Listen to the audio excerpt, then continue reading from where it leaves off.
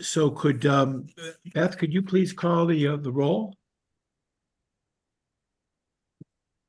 Yes. Trustee Cates, Here. trustee McMahon, Here. trustee Flood, Here. trustee Mishu, Here. trustee Riley, Here. trustee Kane. Here. I think that's everyone. Did I miss anyone? Trustee Alexander is also here, sitting in with us too. So, Trustee Landry's here also. oh, she is. Great. Okay, And- I don't believe they're and on McCarthy. the, Yeah, I'm not on the committee. I'm sitting in. Glad to have you here. Thank you. Okay, before we go into executive session, a couple of things. First of all, just again, I think someone mentioned it before. I'd love to, on behalf of the FFT committee, congratulate President McDonald on his 2-year appointment. It's, I think everybody on this call is thrilled with that. We're lucky to have you. Farmington is lucky to have you. So congratulations, Joe. Well, thank you. I appreciate the support and I need all of it. Thank you.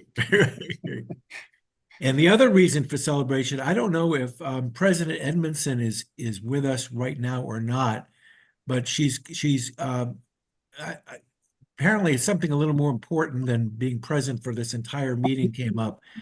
She's driving to Vermont, she and her husband, where they're about to welcome soon their 2 twin grandsons who are arriving, I guess today or tomorrow. So congratulations to her. I think she's going to be in and out of this meeting as the signal allows. But congratulations to both of them on becoming grandparents. I'm not sure if it's again or for the first time, but congratulations.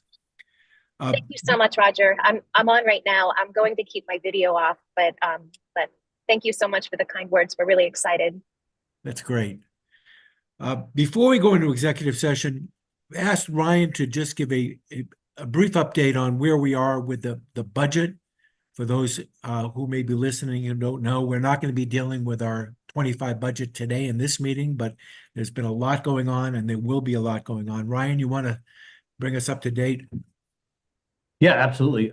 So just a quick update. I think everyone knows the campuses have been working hard on the FY25 budget for a number of months now. Started that process, going all the way back to last fall. Developed assumptions kind of at the system level. The campuses have put their own flavor on that with enrollment and staffing level information. Had a number of campus forums.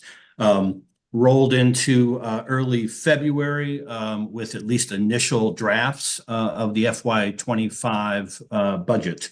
On March 20th, so 2 weeks from today, we're going to pack a full day of all things budget into your FFT meeting.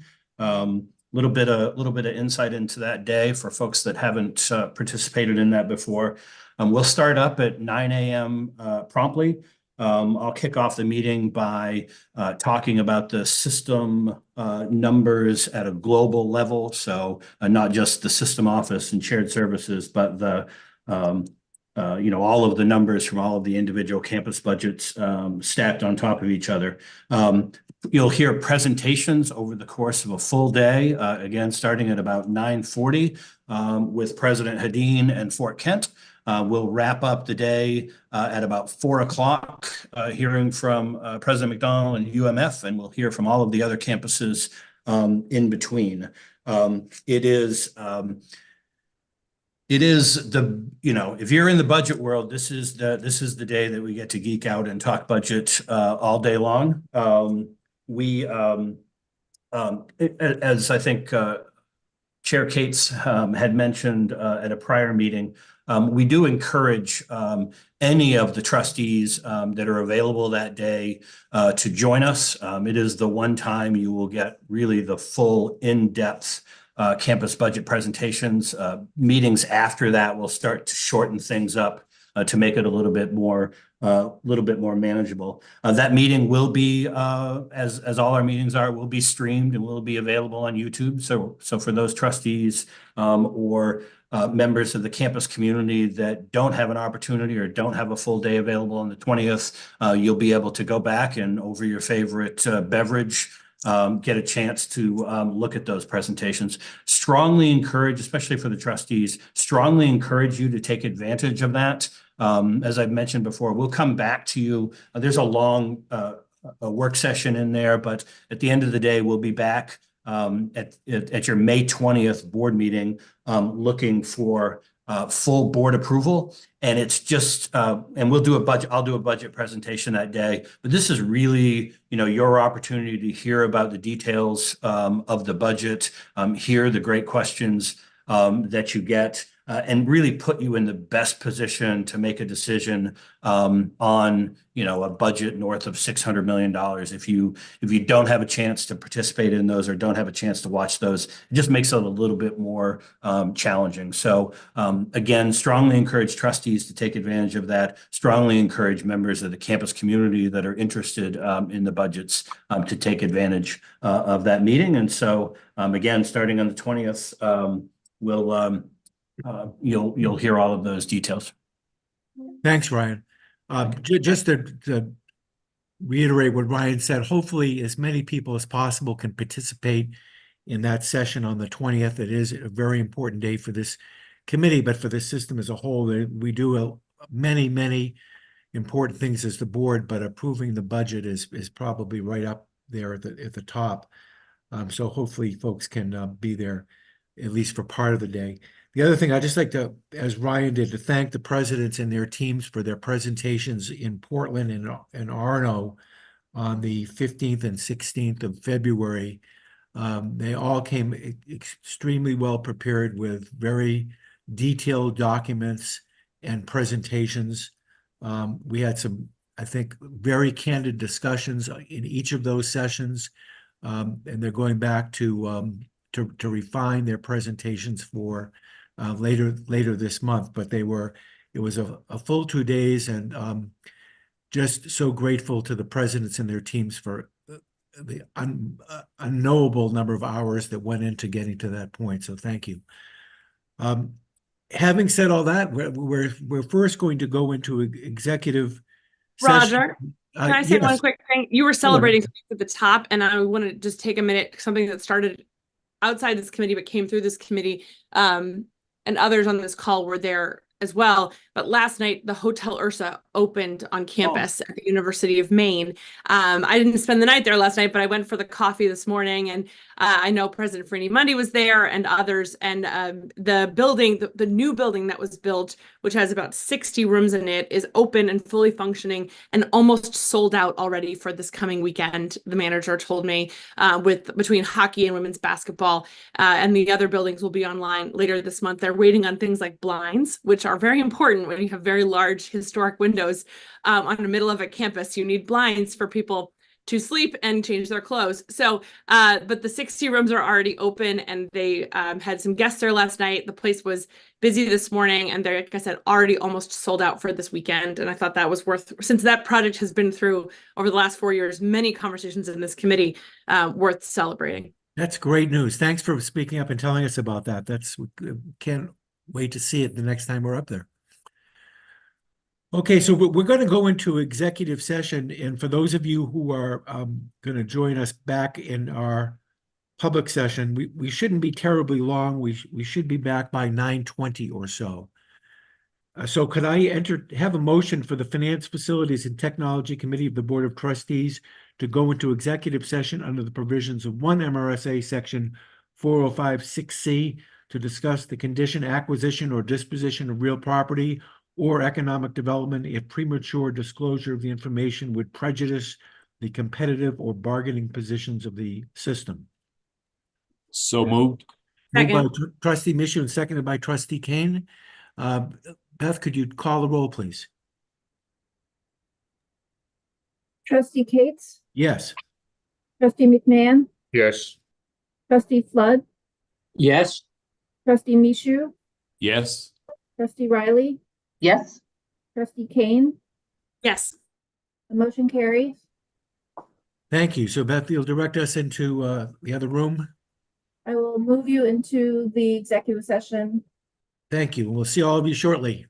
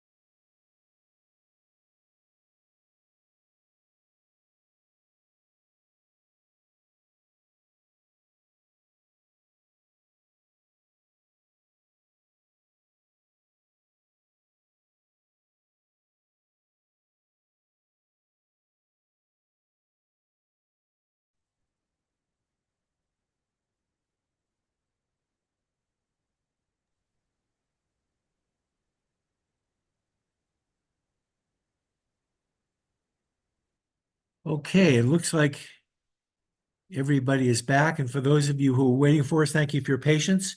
And we'll move on with our public agenda. So I'll reconvene the committee.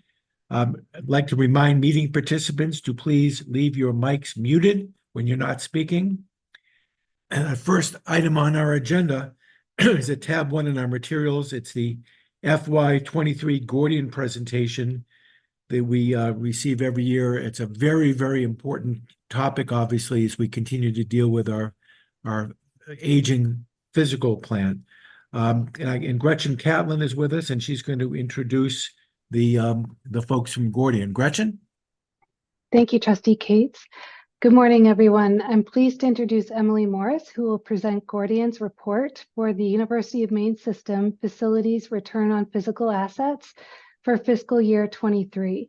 The University of Maine System has been working with Gordian since 2010, and this report showcases their expertise in facilities management and investment planning within the framework of Board Policy 701.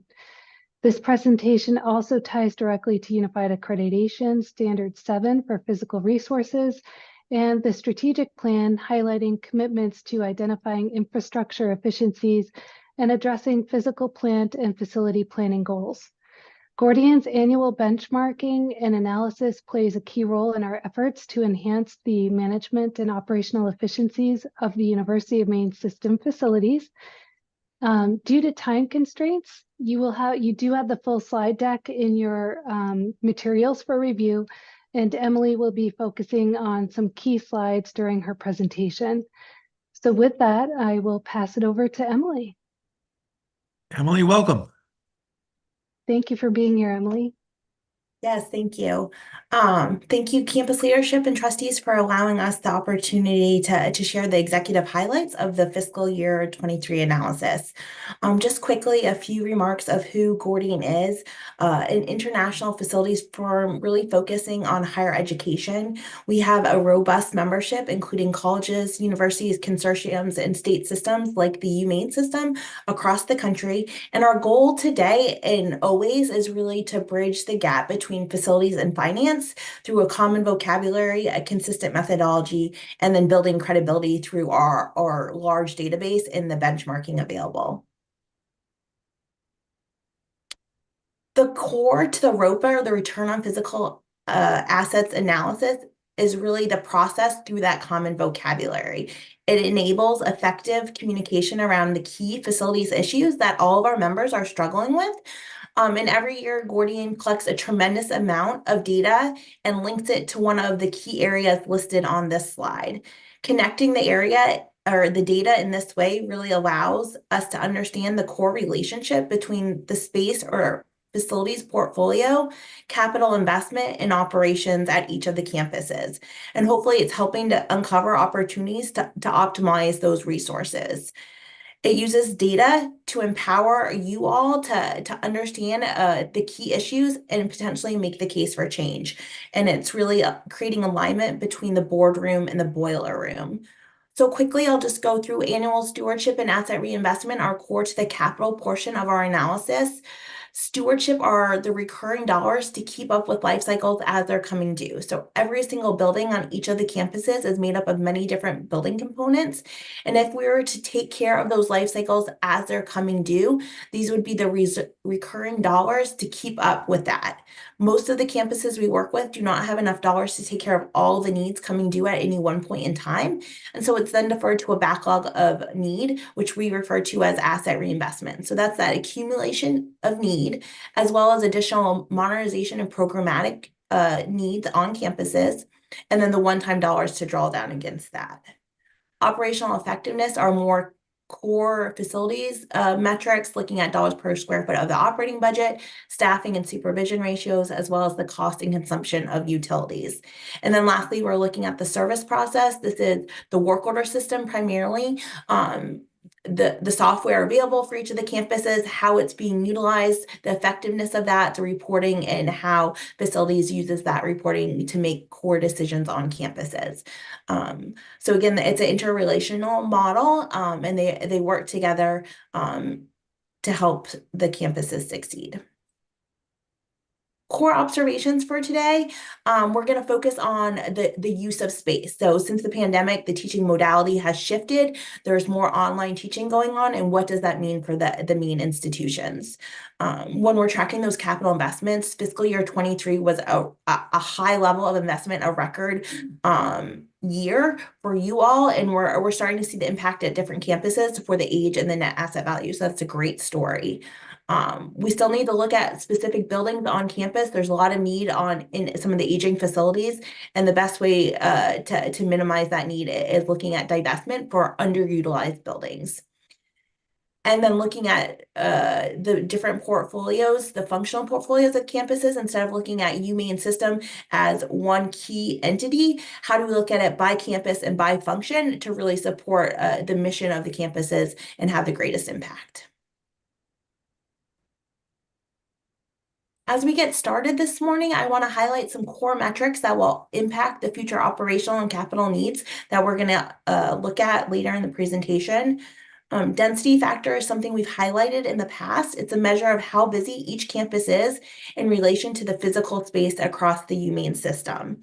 This metric's really important to understand since it's connected to both the complexities of running the day-to-day physical plant and operations, as well as some of the more strategic campus utilization opportunities. When we look at density, it's calculated by looking at total FTEs for students, faculty, and staff on campus, and then dividing it by the total square footage of that space. Before we get into the specific density factor for the UMain system, I do want to highlight a change that we're doing this year. We spoke about it last year just a little bit, but it's regarding those student FTEs. So since the pandemic, there has been a shift in modality and how learning is being done. And more online learning is happening today than in previous years. And so instead of looking at just the enrollment headcount, which is what was used to calculate density in the past, we're shifting that to in-person learning. And that data is now available for all of the campuses across the UMain system. And so for density, we really want to capture that campus use. And so using in-person student FTEs is a more accurate depiction of that. So getting back to density, a higher dense campus can be more resource intensive to keep clean, and as a result of the more foot traffic, buildings are just busier, and so there's more consumables in the restrooms, and buildings could be potentially being used for longer hours. So this graph in particular is looking at the UMain system density over time, users per 100,000 gross square feet. And again, you can see that impact of the pandemic in fiscal year 22, where that online learning began to really be a core component of the teaching. So UMain system now looks at, for fiscal year 23, 186 users per that 100,000 gross square feet. So as a system, campuses are more space rich compared to the other public higher ed institutions, which is that purple line on average. So less busy than what we typically see across the database for higher public ed institutions. This is looking at a bell curve of density across the database, and it really just highlights the difference between the UMain system in each of those campuses compared to other higher ed public ed institutions. So again, this was a switch that we've done, again, to really capture a more accurate depiction of use on campus. So enrollment has decreased during this time period, but it's really that shift to online learning that the use of buildings is less than what we've seen historically. Another thing we want to highlight is the age of campus. So there's two ways to look at building age: construction year, the year which a building was constructed, and then renovation age. And so this graph is looking at that renovation age. It's a time at which a building has seen its last major renovation and essentially reset the clock on that building's life. And so we're showing that renovation age as a distribution as a percent of total square footage in 4 distinct age categories: under 10 years old, 10 to 24 years old, 25 to 50, and then over 50. So any building that's not renovated for more than 25 years really has enhanced risk of failure if the life cycles are not being addressed in a timely manner. So when we look at that for the UMain system, 73% of campus square footage is over that 25-year-old threshold, despite picking up renovations. And so as noted, those buildings are just at a higher risk of failure if the life cycles are not being addressed in a timely manner. And so these are the buildings where really some of the campuses are feeling high financial pressure to have updates because systems are past due. When we look at this in comparison in those gray bars to other higher ed public institutions, the UMaine system has more buildings over 50 and less space under 10. And then the last thing I'll just note on this particular graph is the red shaded area are residence halls. And so that's really a main driver of some of the oldest spaces on campus. The percent of space over 50, 20% of that is coming from residence halls. And then this graph is really focusing on that percent of space over 50. It projects out that renovation age profile for buildings for the next through fiscal year 28. And so we mentioned this is really important because the capital cost for life cycles really jumps at the 25-year threshold, which shouldn't be a huge surprise because those are the major building systems, the big ticket items, if you will, HVAC systems, roofs, and they're hitting the end of their life cycle, if not past due, and they need to be replaced. So again, the way the buildings were constructed and through renovations, there's still a lot of older space across the UMaine system, and that's really driving some financial pressures, particularly on the capital investment side. So we're going to look into that capital investment profile over time. It's a really important trend to examine. This is looking at the total amount of investment into the UMaine system across 4 main areas of spending. So spending into existing space in gray is looking at projects that address the needs of existing buildings on campus. Infrastructure in green is any investment into utility distribution and grounds work on campuses. New space includes any spending on projects that add buildings or square footage to campus. So acquisitions and additions also count in this category. And then non-facilities are any non-asset enhancing work, such as studies or design fees. So certainly necessary, but again, they're not enhancing the asset itself. When we look at this, it's investment tracked based off of actual expenditures by fiscal year. So during this time period, investment on average was $54.4 million in the last 17 years. But we're seeing fiscal year 23 showing some of the highest levels of investment, which was great, exciting news. But we are seeing a shift more towards that new space category. And I think it was something important to point out. New space is really important to support the programmatic changes. It supports recruitment. It supports retention efforts. Furland at UMaine, Portland Commons at Southern Maine, the Enrollment and Advancement Center at Fort Kent are just some examples of recent new buildings being added to campus. But I do think from a facilities perspective, these great new additions to campus can be more challenging to maintain and require more resources on a daily basis to operate those facilities. So again, a balance of all types of investment isn't going to be necessary. New space is key to growing each of the institutions and important for many reasons, but it's the investment into existing space that is what really helps alleviate the existing need of campus buildings. And so as such, as we move forward, we're really going to focus on that portion of investment moving forward. But I did mention Portland Commons at Southern Maine.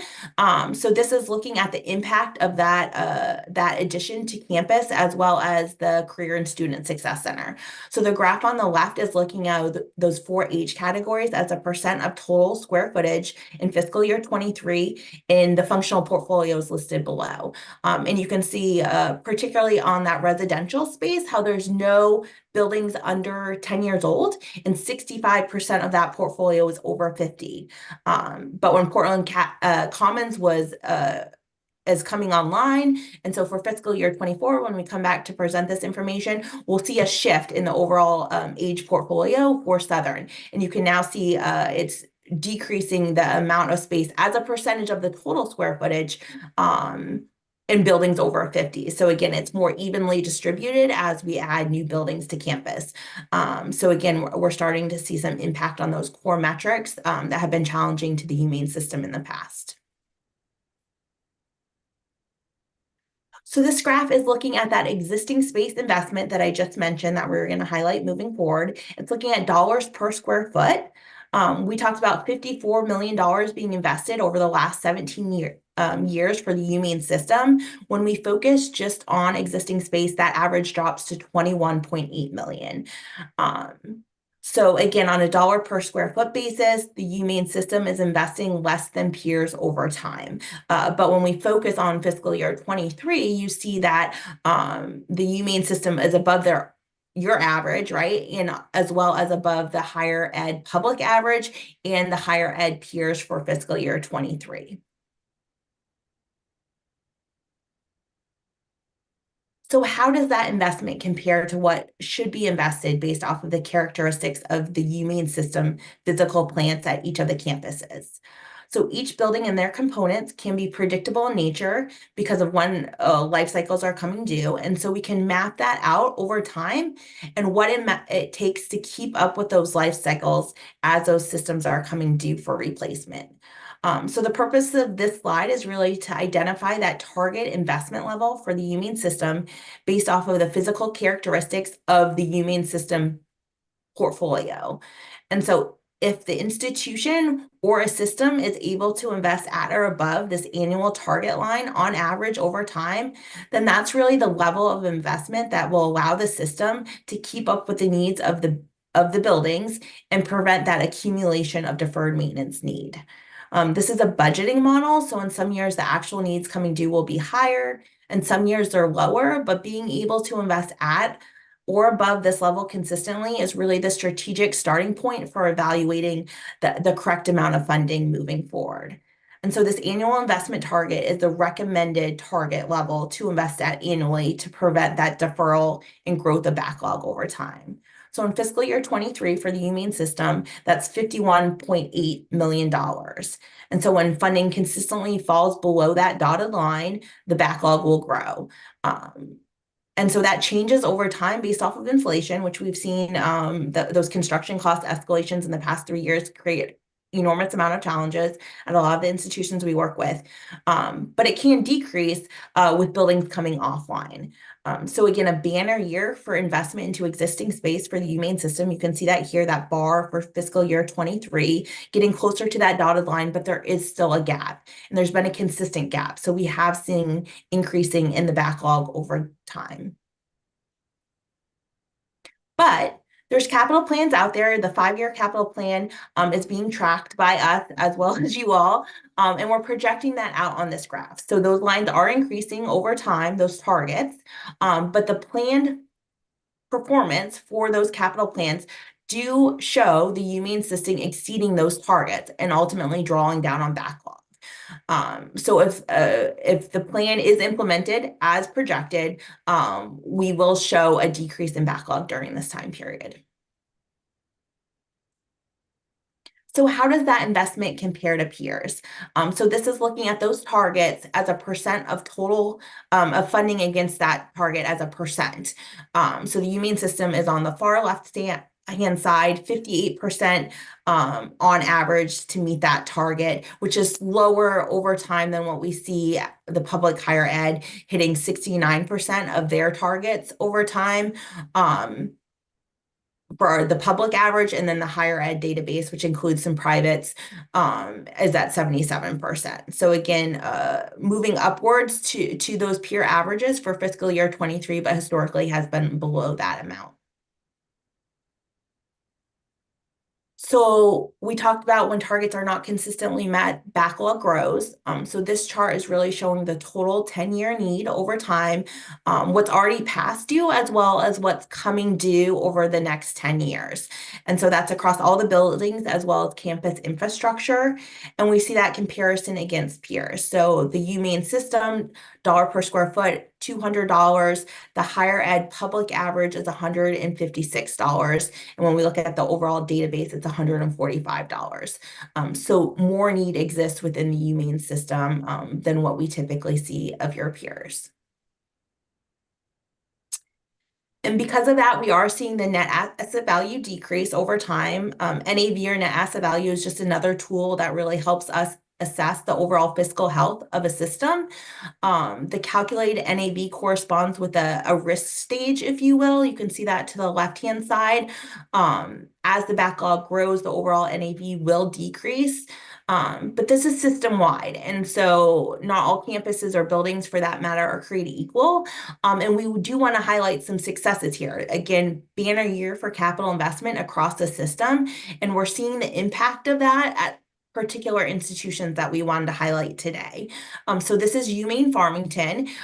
They went through an ESCO project over the last couple of years, and you can see their increased investment in specifically the mechanical type needs on campus have increased their overall NAV to 58%. And you can see the building impact where the gray bars were previous NAVs, and then the colored bars are again the impact of those ESCO projects really elevating the value of those facilities through that work. So a great story there. Similar, we're looking at UMaine Augusta. You can see how their funding has come in, getting additional federal and state grants, really targeting and removing deferred maintenance on campus. And you can see their NAV has grown 2% since fiscal year 22 through that work. So also a great achievement. And then a similar story for Presque Isle, exceeding targets, and really the impact is that increased NAV within the Presque Isle campus. So again, moving in the right direction at many of our institutions. A little bit of a different story for UMaine. We talked about the addition of Furlan, and although the NAV for UMaine is not increasing, we did see it remain steady from fiscal year 22 to 23. So really halting that downward trend with the addition of that engineering building. So again, there's a ways to go for the UMaine system when it comes to increasing the overall NAV. We spoke about density being one layer of kind of a strategy to determine the right amount of space for the UMaine system. But another way to do that is through the NAV metric. And so here we're applying that to each function across the system. And you can note the amount of space for that function as well in those gray bars. So we talked earlier about the residence halls being some of the oldest spaces within the system. They make up 25% of the overall square footage. About 20% of that is over 50 years old, and they have an average NAV of 45%. So I know UMaine is going through kind of a master planning initiative within the residence halls, but this is how you can start to focus investment dollars moving forward to have greater impact. What is the portfolio as a system you want to highlight and invest money on to really shift the need to reset the buildings within a set portfolio. The last section we want to highlight today is operational effectiveness, a few slides here. The first one being overall operating budget expenditures. So I'll walk through this as a little bit of a different depiction of this information than we've done in the past. So here we're looking at UMaine system dollars are on the far left-hand side. We have $2,010 inflated to 23 numbers, and then the actual fiscal year 23 dollars for the UMaine system. And that's broken down between people costs as well as non-utility expenses. So just a few key points here. When you look at the 23 numbers, and that's compared to the public school average as well as the database higher ed average, the UMaine system has more dollars per square foot than those peer groups. So $5.87 per square foot versus the $4.93 and the $5.05. That being said, when we look at the inflation factor, all of these groups, including the UMaine system, have less buying power of those dollars than they would have in fiscal year 10 due to the increased inflation. So that just creates challenges across the board of what resources are available for facilities to daily maintain those buildings. Here's another case study. This is specific to utility expenditures. So UMaine Farmington, again, did a lot of investment into their plants over time. And this slide really highlights the impact and the savings that came from those investments. So on $1 per square foot on average through 2015, UMaine Farmington was spending $2.55 per square foot on utilities, but that has dropped to $1.50 per square foot in the last 8 years, given that investment. So that's just a huge story, really a great bang for your buck, if you will, for UMaine Farmington. And then the last area we just wanted to highlight today is staffing, particularly the maintenance trades. So these are electricians, plumbers, HVAC employees. This does not include the housekeeping or cleaning staff or ground staff, just those maintenance trades. The graph on the left is looking at gross square foot per FTE, UMaine system over time compared to the fiscal year 23 public average. And you can see for this metric, in line with that peer average, but we did see a jump from about 80,000 square feet per FTE to over 90,000 square feet per FTE. On the left-hand side, this is looking at FTEs per supervisor. So less FTEs or more supervision, if you will, at the UMaine system than what we see at as the fiscal year 23 public average. And I think this is because some of the smaller campuses, people wear many hats, and so we're splitting individuals' times, how they're supervising versus kind of on the ground boots working. And a shift one way or the other can greatly impact this metric, given small staffing numbers to begin with. And I think this is a particularly telling slide. This is the University of Southern Maine. What's happened to their maintenance trade staff in the last 5 years. So you can see in fiscal year 29, they started with 27 employees, and in the last 5 years, that's decreased to 19. And the impact to the coverage going from 77,000 gross square feet to over 108,000 gross square feet. And so that's in 5 years. And as a campus has a higher backlog, as a campus has more aging buildings, it's really more difficult to maintain. So we'd actually hope to see an opposite trend, where coverage ratios are steady, if not decreasing, to give opportunities for those employees to take care of the needs that are coming due and need to be addressed. So just quickly, some concluding comments before I leave you today.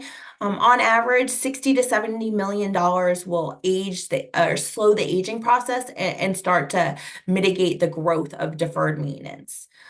Thinking strategically, I know you already do that, but what facilities will have are critical to that institutional mission and hopefully drive down the overall age of the campuses and increase the NAV. We're really thinking about that through those functional portfolios. In addition to increasing capital investment, really still focus on space removal. So what buildings are not critical to that institutional mission, are not highly utilized, and we might want to divest in some of those facilities. And that's really going to help improve that overall use of buildings at each of the campuses. So thank you for your time today. I hope some of those case studies really highlight the impact that we've been waiting every year. You know, it seems like you guys are doing a lot, creating a lot of change, and it's hard to see sometimes in our system-wide metrics. But this year, we're really start to see the impact of those decisions from you all to really improve at the campus level. And so it was really great to see and work with the campuses to highlight that this year. So thank you for your time. Emily, thanks very much. There may be some questions. I know we're running behind, but I think we can hopefully pick up some time later in the agenda with some of the rather routine approvals we have to do. This is obviously incredibly important stuff. And as we, particularly after we deal with the budget and dig into the 1-year and 5-year capital plans later in the spring and summer, we might want to revisit some of this as well. But do people have questions now or other requests for information that some of this may generate? Barbara? Actually, I don't have a question for Gordy, I did find that presentation very useful and effective in terms of documenting. So my question is, and Roger, you may be able to answer this because I'm not a member of the committee, was are the universities held accountable for the development of specific plans that implement the obligation to decide what buildings are going to be eliminated from the portfolio, whether through sale or destruction, to address the investment needs for maintenance, and how internally do you use this information to create budgets and plans for each of the campuses? Thank you. Thanks for the question. I'm going to, if I can, pass the buck to Ryan on that one, as it impacts how the 1 year and 5 year plans are developed. You want Yeah. Let me just take that at a high level, and I'll make a note that that's one that we'll maybe we'll add to your next full FFT agenda, because it's probably at least a 30-minute conversation with Nate and Gretchen's additions on how it impacts the capital plan. But absolutely, I mean, you'll see a number of proposals coming forward, as I mentioned earlier today, that address these specific targets. And so, we've been tracking that density number for a while. We've got proposals that would eliminate, well over hundreds of thousands of square footage across the system.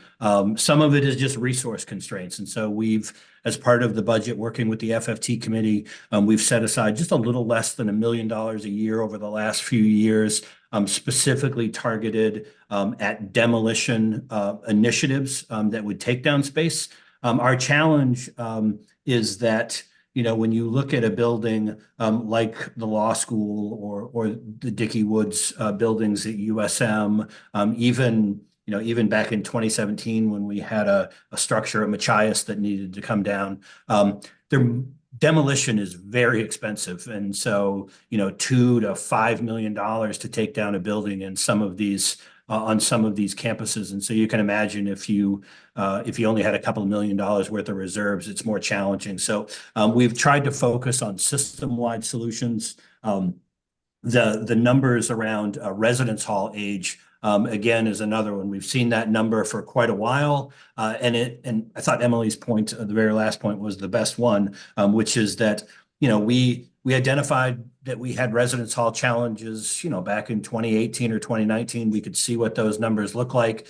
We went through the process of educating the legislature about that. We were successful in 2022, getting a $75 million infrastructure investment from the state. And now we're just starting to see some of the results of that. And the USM slide was a good example. So you really need to be in it for the long haul, because it can be frustrating. You identify that you've got a problem like the age of residence facilities, not just across the system, but at USM specifically. We identified we had this problem in 2019. We had secured funding in 22. Now it's 2024, 25, and we're starting to see the results of that. So we absolutely hold ourselves accountable to that. Anytime a project comes forward, we want to know what the net asset value is. We try to include that material in the A sheets.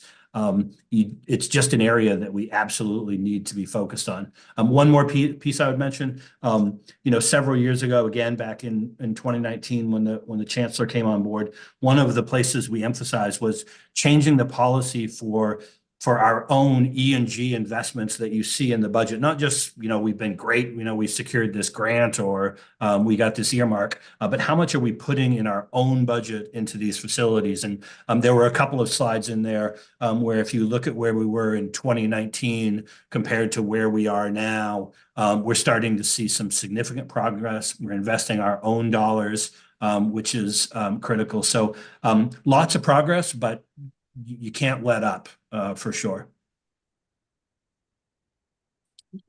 Could I follow up on that, Yes, please? go ahead, please.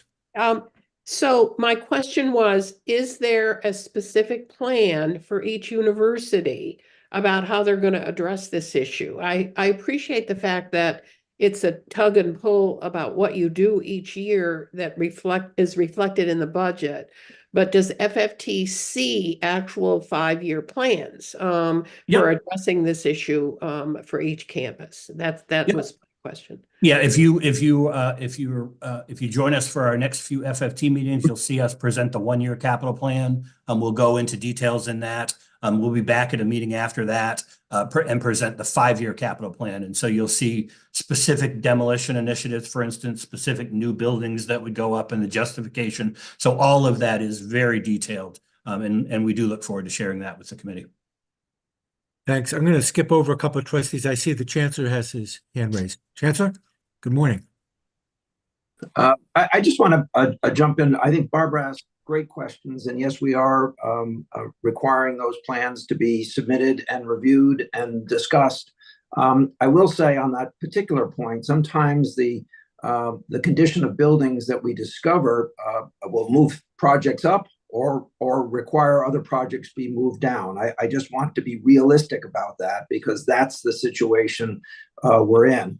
The other thing I would say is that prior to actually when I was applying for this job, I noticed that very frequently as I was looking at the documents, very frequently the monies set aside for capital investment were actually then ultimately by the end of the fiscal year covering other holes in the budget.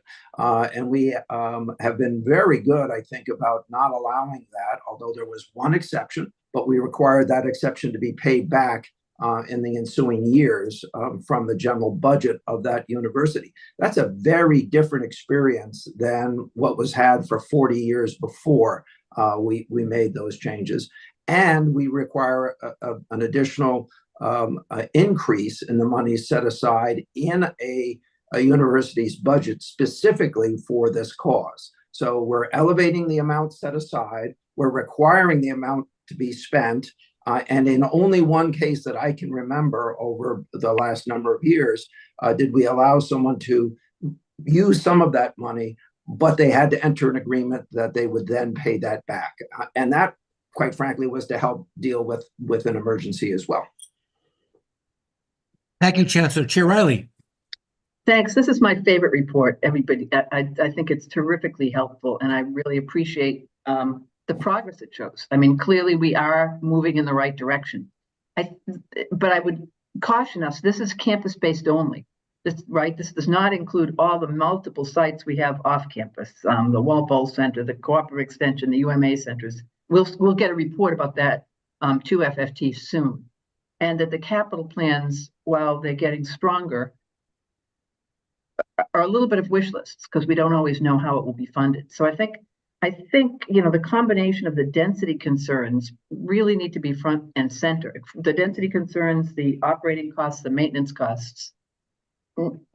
We need to keep focused on the fact that the campus, we have too much space and a very different student body, so we need different kinds of decisions. And it's a long way to sort of get at the question.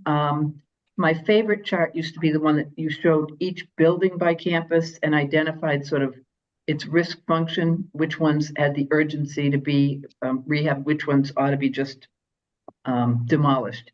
Do we still have that chart? Because I thought it was a useful one for FFT. We haven't put it together for this year, but we certainly can.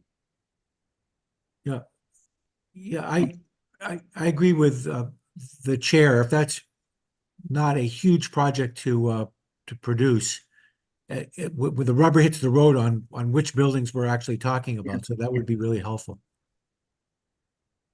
Thank you. Here, Trustee Flood. Thank you very much. And thank you, Gretchen and Emily. That report, I've seen that now, I think 3 times or 2 times, and it's very, very helpful. I found that changing the density metric to focus on in-person activity very, very valuable, and doesn't, all of us can can see that on campuses. We don't have to be an engineer to recognize the change in in-person attendance. And it to me is a very great indicator. It's very vivid. It's like very stark and realistic, and it shows the change of education. You know, the education that I had was dealt with brick buildings covered with ivy, you know, and that's kind of the image you had. And now that image is, the world has changed. And these graphics are very, to me, they're almost brutally realistic. And I think that's really what we need. And I found them very, very helpful. And I think as Vice Chancellor Lowe has said, kind of, we're in this for the long haul, and that good data is really critically important. And Gordian really brings that to us. I just wanted to say thanks for that. Thank you. Trustee Landry.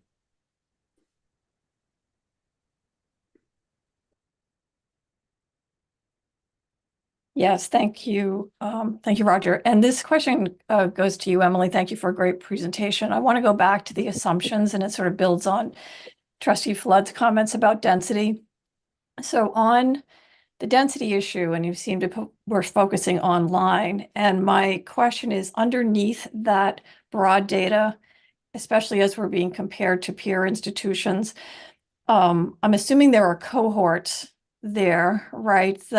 And I know we have some of that data on our own in terms of graduate student use, out-of-state use, international use online versus undergraduate use, how that compares. And is that a snapshot in real time today, or are we also factoring in, or can we factor in 10 years out, you know, to Ryan's comment about you have to be in this for the long haul.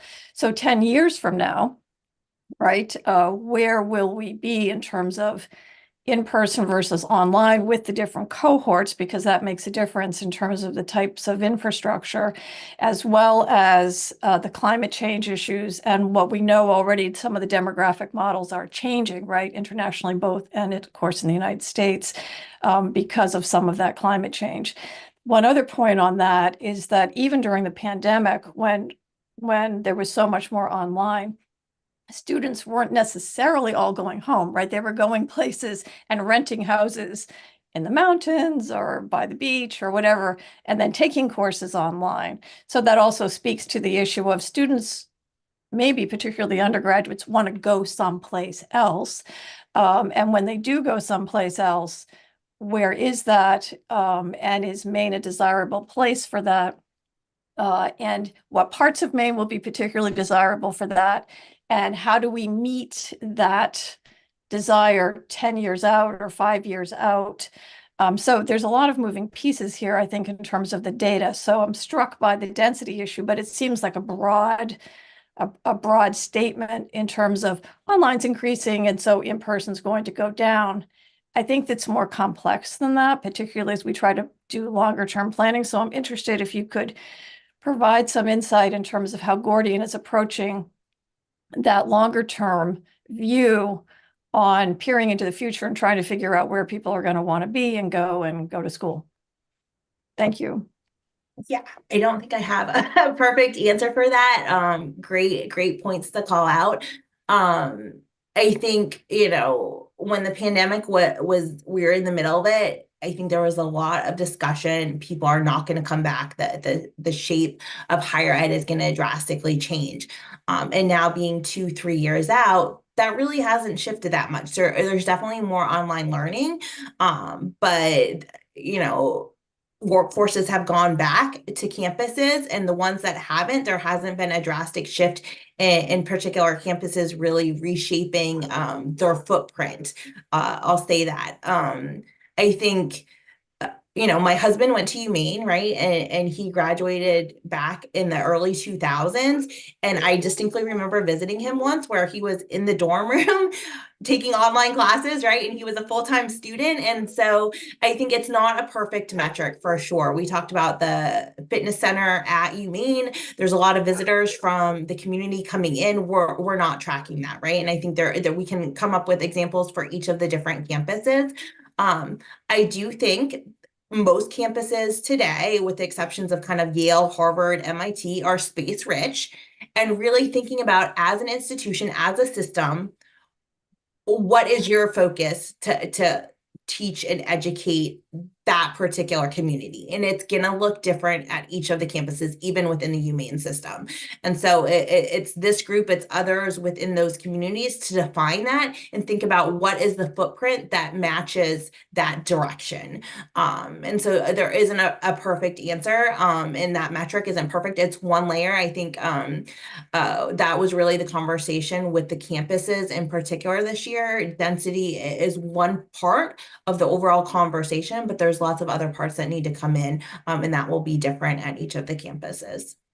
But just so I understand the assumption, so the assumption is based on today, the data today, not Right, the so- not any projections of data 3, 5, 10 years out for any other. So it's a today today density assumption.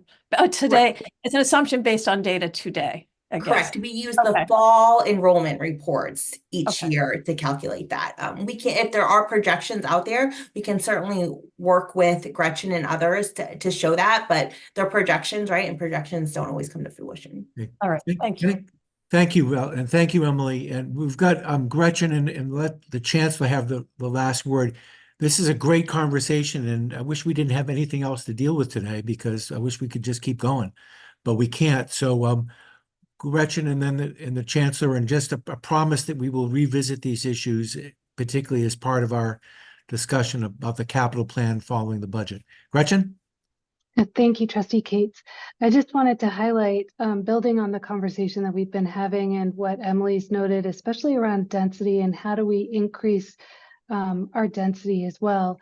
Some of the themes that we've heard in the meetings with the campuses is the need to, what are students looking for when they're looking to come to a campus? And Emily and her team have helped guide us on that in terms of residence halls, private bathrooms, things like that. That information has been really helpful in terms of developing our plans moving forward.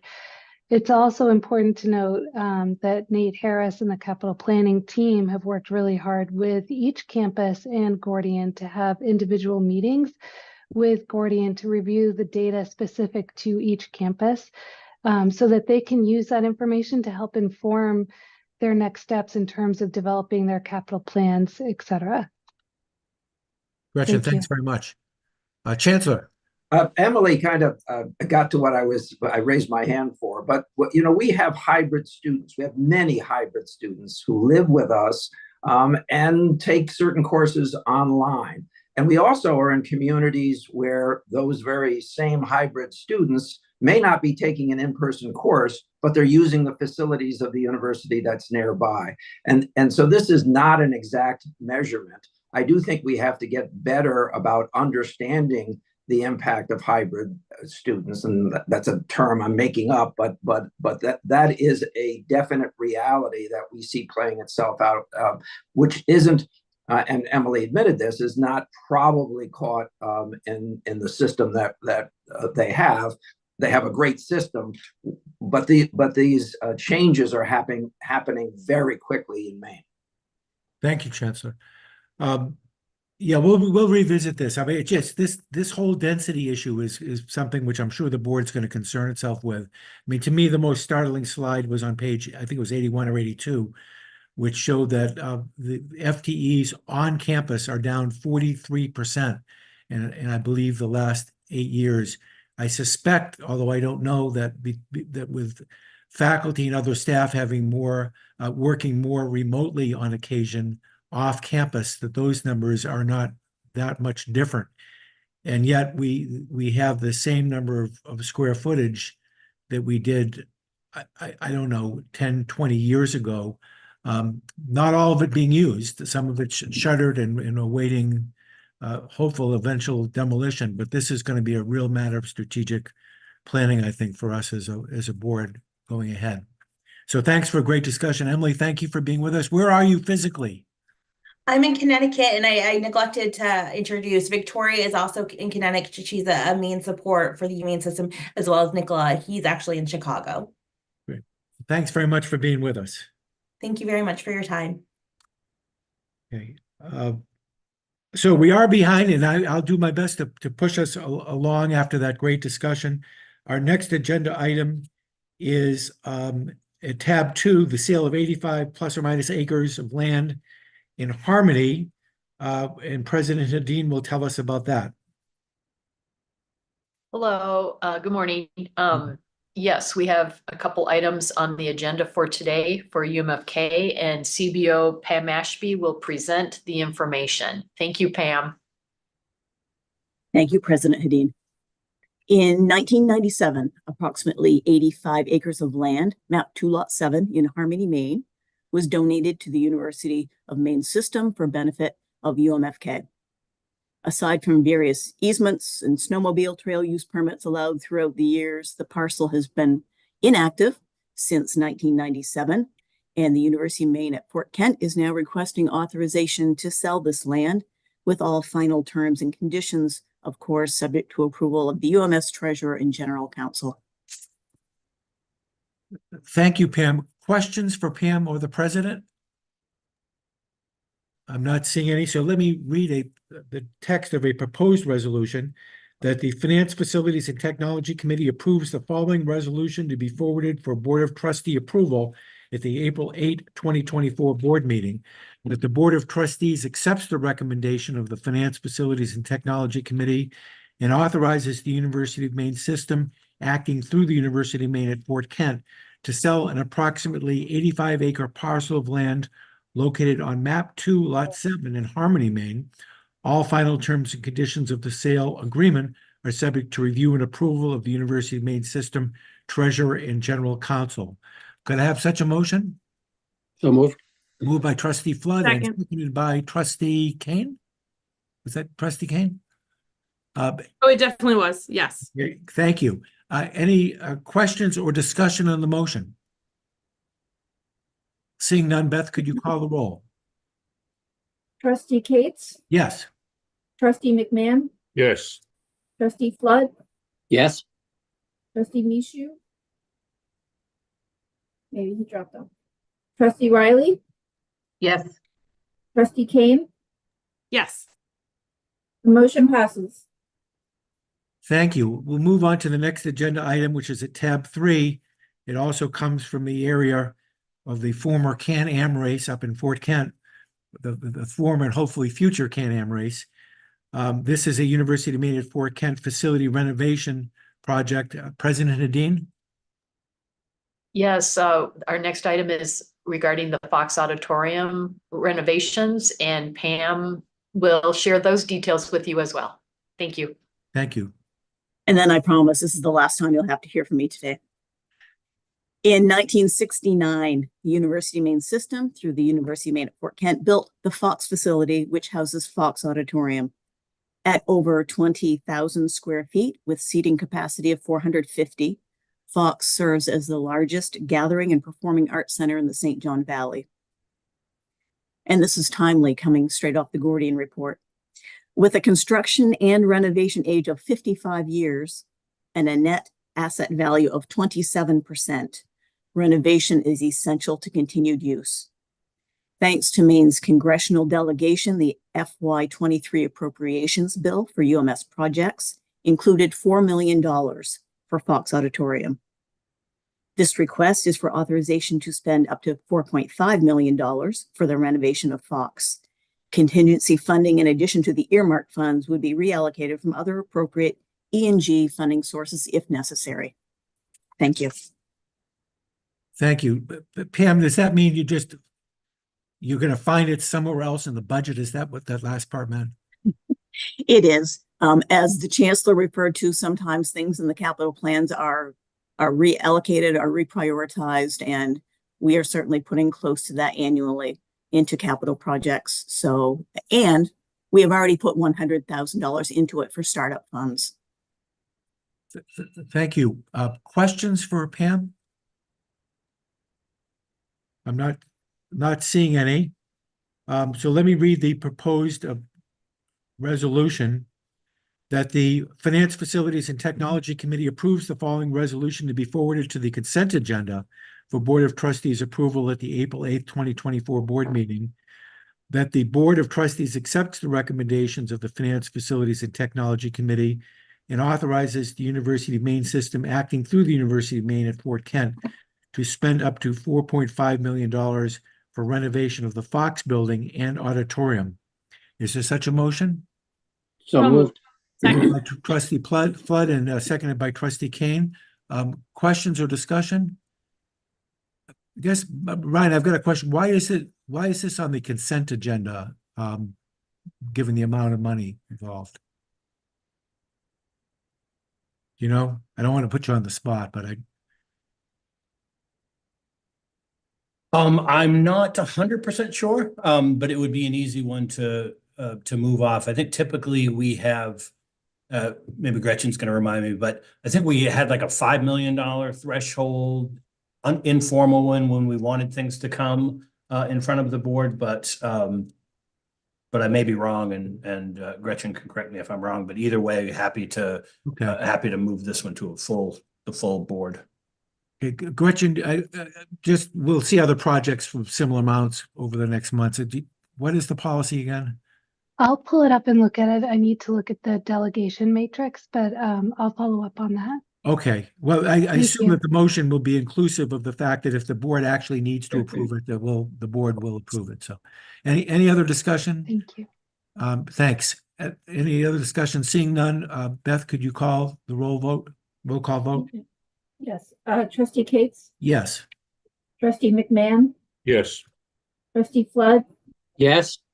Trustee Riley, Yes, Trustee Kane. Yes. The motion carries. Thank you. Next on the agenda is at tab 4, the USM Bailey Hall bathroom renovation. President Edmondson, I don't know if you are in range or not. I don't see you. So Justin Swift's with us, and Justin, you're going to present this matter? I will. Thank you. Thank you. Welcome. Thank you. So Bailey Hall is the largest academic building on our Gorham campus. We are requesting authorization to expend up to $725,000 to renovate the bathrooms in that building. The renovations will include updated HVAC, updated fixtures, addressing ADA concerns.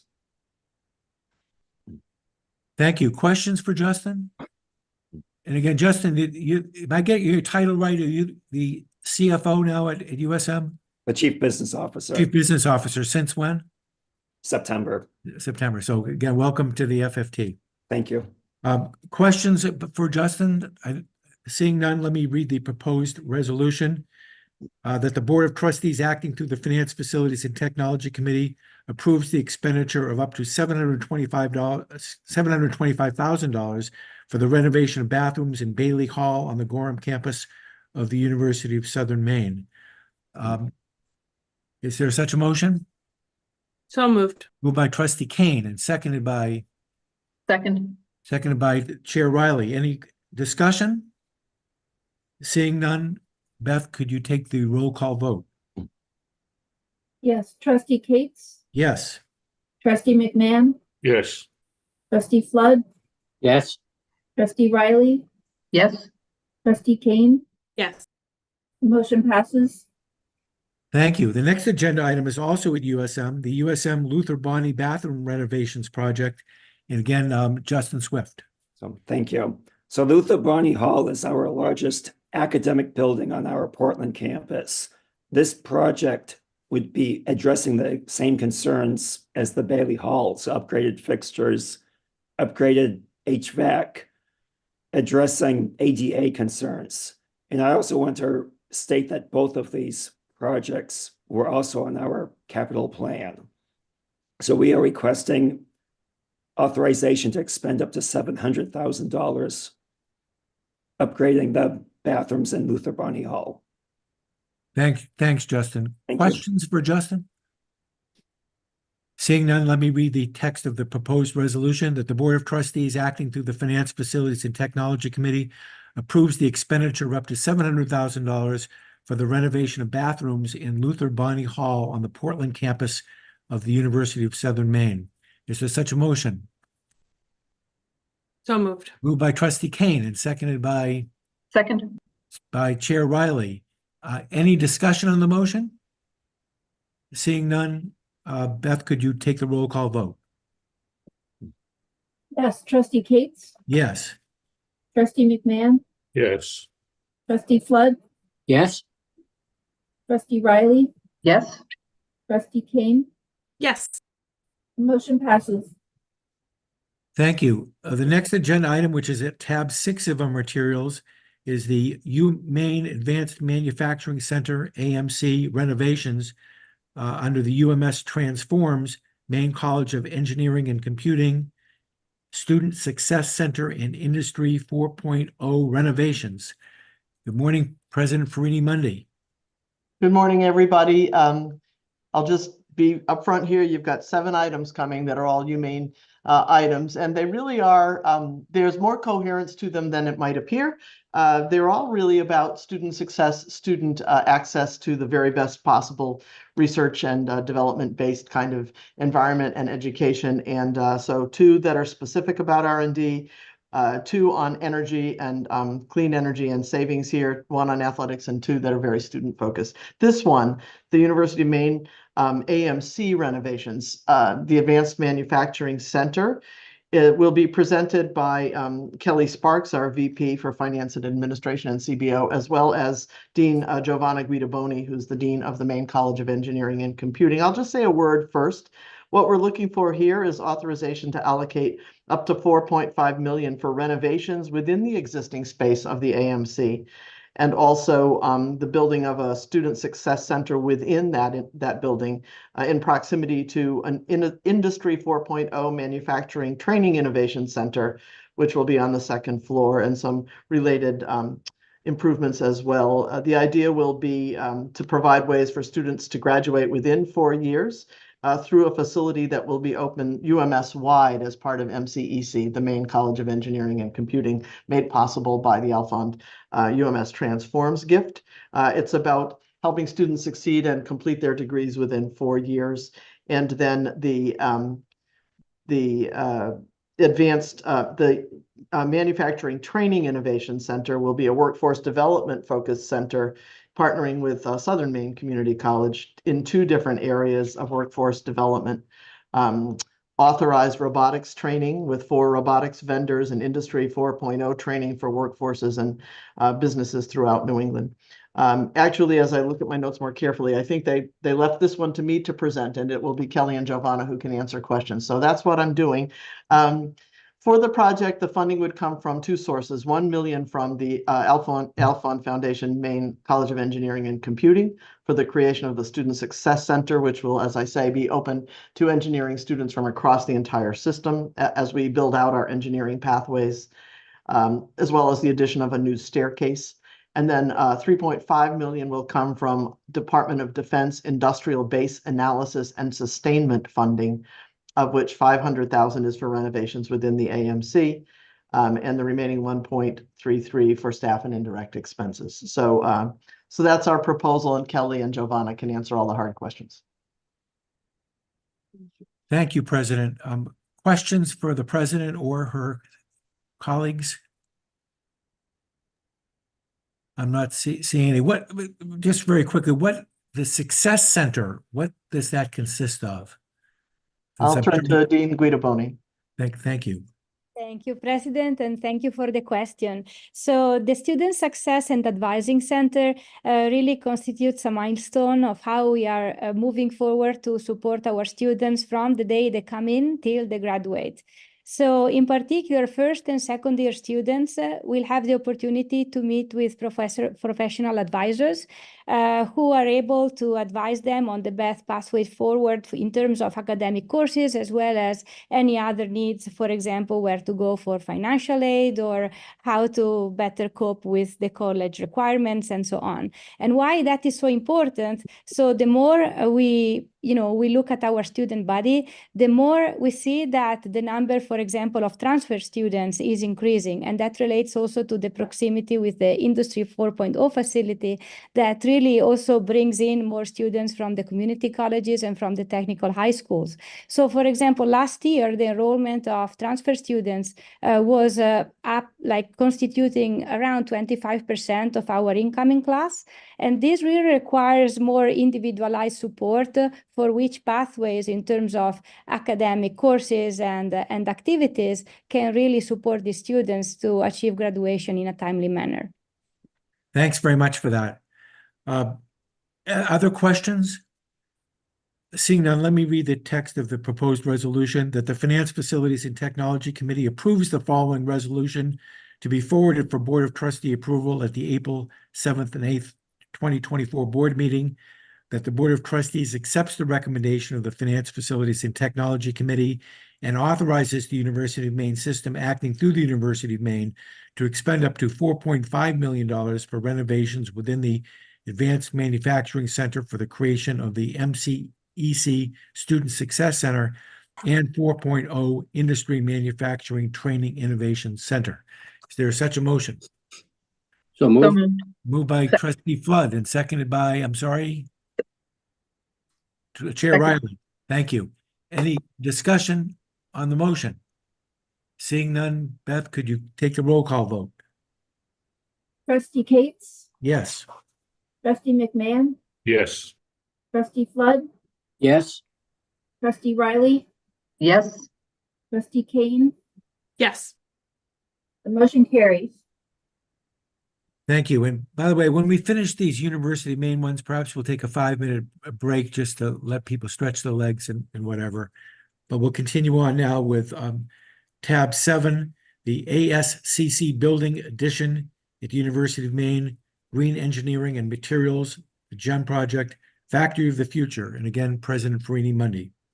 Thank you, and I'll get started in this one. We will have a brief PowerPoint, but Habib and Giovanna, lots of pressure here with the break, depending upon how quickly we go. So very briefly, this is a proposal, a request for an increase in the authorization for the Green Engineering and Materials, or GEM, Factory of the Future project by up to $66 million in external funds, making the new total $81.3 million. The board authorized the initial expenditure of up to $15.3 million at your September 22 meeting. This additional funding, as you'll hear from Habib and Giovanna, is required for the full construction of GEM, which is scheduled to begin in the late summer or fall of 2024. The project has long lead times for essential components, which include mass timber, electrical equipment, and other early release construction packages. So we are looking now for this approval so that we can meet critical project milestones required by our various funding sources. It's an extension to the south of the Advanced Structures and Composites Center, ASCC. And what to me is most exciting about an already extraordinarily energizing project is the way that it brings together educational and research objectives and fits those within ASCC's commitment to being a world-leading interdisciplinary center. So I think I will turn this over again. You've met Giovanna Guidamoni, Dean of the Maine College of Engineering and Computing, and Dr. Habib Dagher, who is Executive Director of the Advanced Structures and Composites Center, for their very brief PowerPoint. Thank you. Good morning. Morning. Thank you, President Farini Mundy. This is the Green Engineering and Materials Lab, Factory of the Future. Think of it as a teaching hospital, as President Farini Mundy would like to say, bringing education and research together to not only drive research forward, but also to provide excellent education for our students. This is what the building looks like today. These are the last renderings from the architectural firm working with us here. This is what it would look like from the east entrance to campus. And this is where it's located. If you look on the left-hand side, this is the Advanced Structures and Composites Center. You can see it right over here. And this is the big parking lot when you enter campus on this side. And another view on the right-hand side shows you the current Advanced Structures and Composites Center. The GEM addition is over here. And to the left is the Collins Center for the Arts. You can see where the building is going in. So the two major functions within the building are for advanced manufacturing using renewable materials and our forest resources. One bay, there's going to be two bays within the building. One is the Affordable Housing Innovation Bay. This is where you could see on the lower side is BioHome 3D. This is the first bio-based 3D printed home in the world that we finished about a year ago. Right above that is what the rendering of the inside of that factory would look like. And it is a research factory to drive innovation in that space, bringing together advanced materials, bringing together robotics, bringing together AI and computing. The second bay is focused on a different technology important to Maine, also shipbuilding. So the bay will be focused on shipbuilding, but also looking at wind energy and renewable energy manufacturing as well, operations. And this is what you see in the lower right-hand part is a rendering of what this facility would look like from the inside, seeing a lot of robots working together and bringing together different manufacturing, digital manufacturing equipment to produce, in this case, a ship. On the top side is 3 Dirigo. This is the first 3D printed boat in the world that we did 3 years ago. We're continuing this research here to advance this industry and teach the students. And with this, I'm really pleased to be working very closely with Dean Giovanna, and she's going to cover the immersive learning spaces within the facility. Thank you, Habib. What really excites me is that the building will give us an opportunity to really bring this research and innovation mindset directly into the academic programs, and not only in engineering and computing disciplines that for which the link is quite apparent, but also in other sciences, like, for example, in the social sciences, a way to experiment the new working environment that is distributed, that includes also human-machine interaction. Not to say also that, for example, in other arts, like, for example, sculpture or theater or other humanities disciplines, it is very important to come up with alternative solutions to, for example, 3D print artifact or solution on the stage. So you will see as slides come along how this can be achieved in the space. Thank you, Giovanna. This slide shows again the part of the research facility that's going to look at 3D printing and advanced manufacturing for housing applications. It's going to provide an immersive learning environment in a manufacturing facility to prepare students at the frontiers of engineering, computing, and information sciences. What you see here is flexible, additive, and hybrid manufacturing processes. These are different manufacturing processes in a digital environment, in a closed-loop digital environment that's powered by high-performance computing and AI.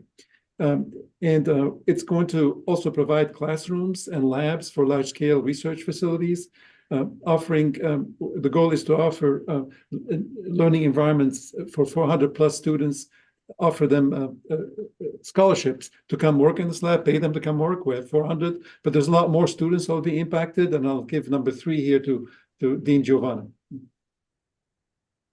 Thank you, Habib. So as Habib was saying, the building will also have classroom spaces and teaching labs, with also the possibility to host the hybrid classes and the possibilities to students across the University of Maine system to be part of the research and learning that is happening here. And this is not just on paper. The Maine College of Engineering and Computing is advised by a council that we call UMS Council, with representatives from each campus. And indeed, there is a shared interest in advanced manufacturing, in cybersecurity, and in various aspects that here can find a natural home and habitat. So in a normal day, the building can host around 400 people between students and faculty and researchers, as well as host tours and outreach activities. But as you will see in the next slides, if we count really the disciplines and the various programs that can benefit what goes on in the building, then we really can reach and enhance the learning experience of over 5,000 students. And I think not only at the UMaine campus, but across the system. Thank you, Giovanna. The next slide also is the buildings that allow us to continue our growth and research and development. This is the Advanced Structures and Composite center by the numbers over the last few years. In the last 5 years, we've tripled the research and development within the center, and we're essentially busting at the seams. We can't continue to grow without these facilities. So I'd like to thank President Free-Monday and Chancellor Malloy for their leadership to get us to become an R1 institution, but also sustain us to go in that direction. So we'd like to continue the growth here over the next 5 years. We'd like to bring in an additional $100 million of research into this facility, and this facility is going to allow us to do that. The next slide. We have, Habib, just a time check, about 2 more minutes for your presentation. Thank you. And where we are today is we're right here. We're looking for the approval for our funding authorization. And we go to the board, full board here in April. And the goal is to break ground on August 24th. And the construction will take 2 years. And finally, there's broader impacts, as Giovanna said, on education and learning across the system. Just to give you a sense, here in the right-hand corner here, you see last year we had close to 800 people came in, high school, middle and high school students, to compete in our Windstorm Challenge. This should give you an example of the kinds of things we're going to be able to do as we move forward. Last year we had about 3,000 people come into the center from all walks of life, middle schools, high schools, and others. And we hope to continue to do that, to bring more students to the university through this. Giovanni, you want to say any more? I would like to say that for what concerns the educational part and the impact on the programs, this has been really an integral part of the conversation and the development of the design. And it is also a very close partnership with Dean Haddad of the College of Liberal Arts and Sciences at UMaine, as well as I said, the representatives across all campuses, so that the impact that we can have on education across various disciplines and campuses can actually be facilitated by the structure. Thank you. And this last slide is a funding slide. We've raised to date $81.5 million of funding, of which $55.5 million will be for construction and $26 million will be for the equipment. So we're looking forward to break ground in August. And I think I'm out of time right here, but I'd like to say there's been a lot of support for this from across industry, as well as our congressional delegation. We'd like to thank them for the funding that they've put into this facility to date. And we'd like to thank the Chancellor and the President for their leadership to dare us to think big for the University of Maine and for the system. So with this in mind, and hand it back. Thank you, Habib and Giovanna. We can take the slides down, I think. And again, we appreciate your attention to this very exciting piece of University of Maine and University of Maine system activity.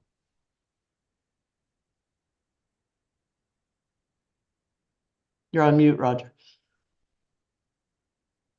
Thank you. Sorry. Could you just clarify, President, for us the source of the funding? Okay, so I'll walk through it. $1.5 million from University of Maine E&G Capital. $13.8 million from the Maine Jobs and Recovery Act, $17.82 million from NIST, the National Institute of Standards and Technology, $10.6 million from the UMS Transforms project, $10.6 million from the State of Maine Appropriations for Engineering, $26 million from the Office of the Secretary of Defense, and $1 million from the Northern Border Regional Commission, totaling to 81.3. That's in it should be in the A sheet and it's in the slides. Yeah. Thank you. Questions for the President or the others on this project? Chair Riley. Just a quick follow-up. Is that total funding or do we have more to raise? Because we're breaking ground. Do we have our full funding? It's total funding for this particular facility that you've heard described. Now, you've all met Habib. We have bigger plans, bigger ideas, potential for growth, and that's also being discussed and considered at this time. But this is the funding that will allow us to complete this phase. Am I right on that, Habib? That's correct. Yeah. Great. Thank you. Thank you. Thank you. Other questions? Seeing none, let me read. Thank you very much for your presentation. And let me read the text of the proposed resolution that the Finance, Facilities, and Technology Committee approves the following resolution to be forwarded for Board of Trustee approval at the April 7-8, 2024 board meeting, that the Board of Trustees accepts the recommendation of the Finance, Facilities, and Technology Committee and authorizes the University of Maine system acting through the University of Maine to expend up to an additional $66 million for a total of $81.3 million for the construction of the Green Engineering and Materials GEM Factory of the Future. Is there such a motion? So moved. Moved by Chair Riley, Second. and seconded by Trustee Kane. Any discussion on the motion? Seeing none, Beth, could you take the roll call vote, please? Trustee Cates, Yes. trustee McMahon, Yes. trustee Flood, Yes. trustee Riley, Yes. trustee Kane. Yes. The motion carries. Thank you. Thank you. Would anybody object if we took the break now? I realize that we've got several other University of Maine matters. President Fernie Money, do any of your people have to leave very quickly? Oh, we're fine, I'm sure. Okay, thank you. So it's, Roger, I wonder, I hesitate to be, to impede on the break, but I wonder if we should take a minute. All this discussion of federal funding reminds me of Senator Collins and her great work and her great loss and her mom. Pat Collins was a great leader in the state. She was one of the first women trustees, chairman of the Board of Trustees. She was quite an incredible lady and a great supporter of USM. And among her 6 children, not only Senator Collins, but former Board Chair Sam Collins. So I just wanted to make sure that we had a moment to reflect on her extraordinary life and send our condolences to the family. thank you very much for mentioning that. And I'm sure the university, the board will do something appropriate as well. Thank you. So why don't we just literally take a 5-minute break so we can try to end relatively on time and reconvene at 5 minutes of 11? Thank you.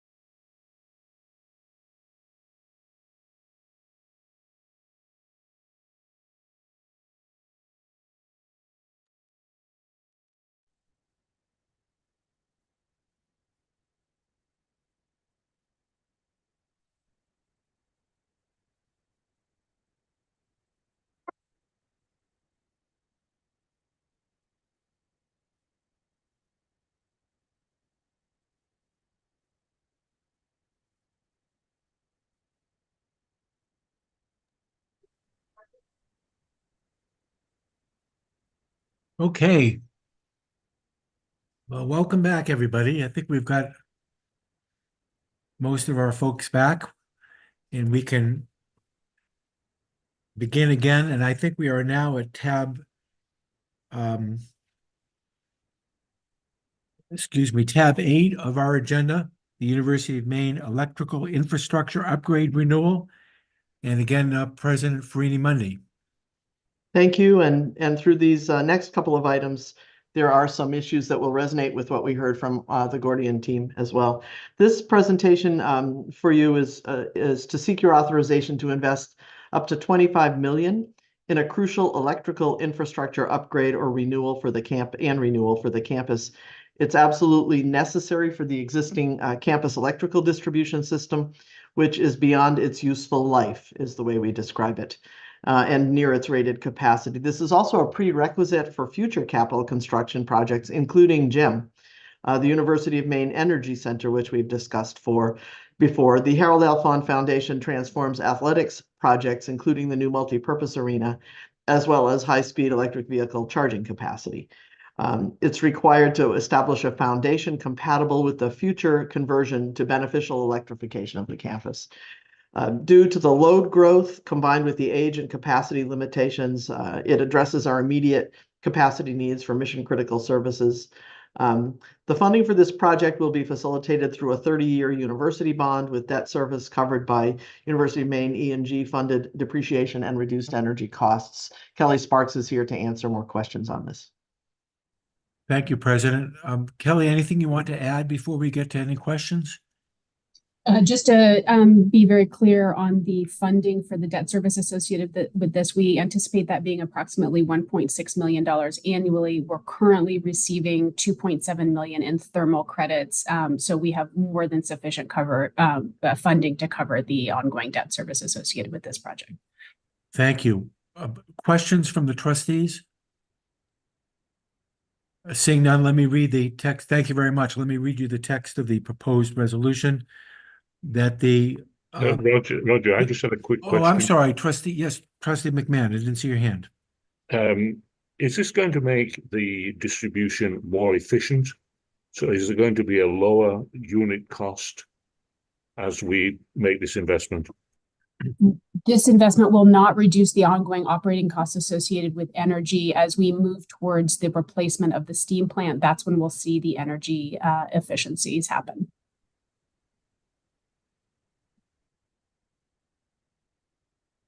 Thank you. Dave, you all set? Yeah, okay. Any other questions?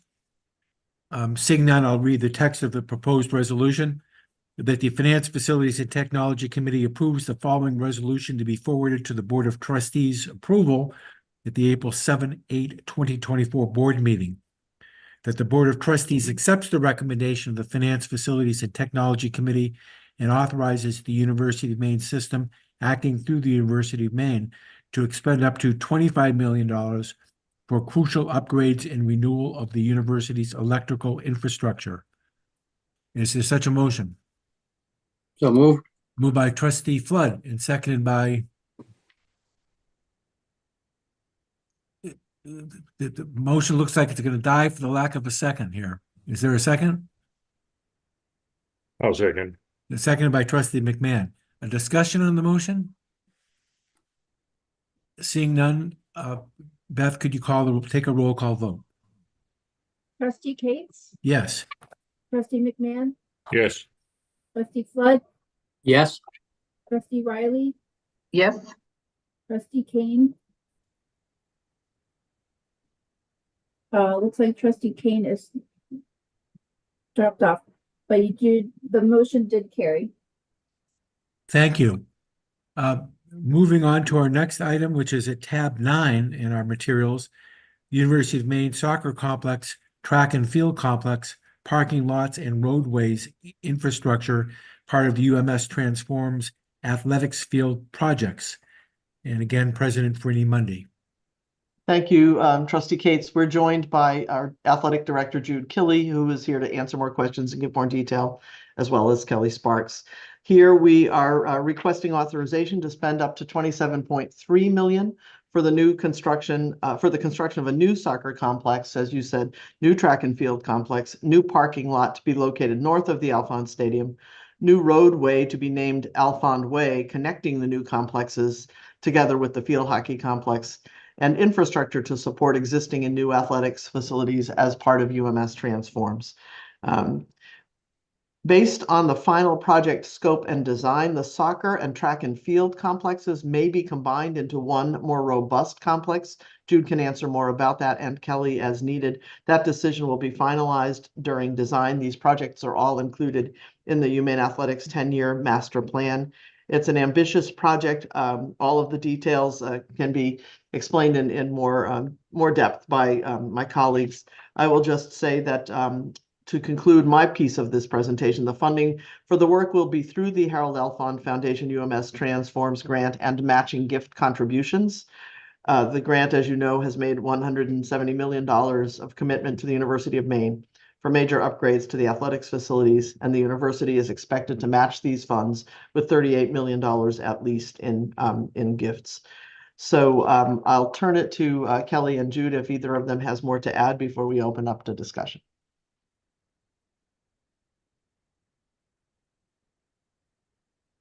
I don't have anything further to add. Jude, do you want to add any more context on the facilities? Right. Yeah. Just real quickly, I think it's just important contextually, as the president noted and Kelly as well, that the intent is to follow through with everything from UMS Transforms, with the highlight being community use, elevating our Division I programs, and certainly equity and accessibility. So I think just think about that framework as we move forward with all of these types of projects. Thank you very much, Jude. Questions about this project? Roger, I just wanted to say, as an old, very, very old miler, I'm just so excited to see a new track being built up there. And as the parent of a grandparent of all kids who play soccer, all my grandkids play soccer. So this is a thrilling thing for me to be a small part of. Thank you. You want to share with us what your personal best was in the mile?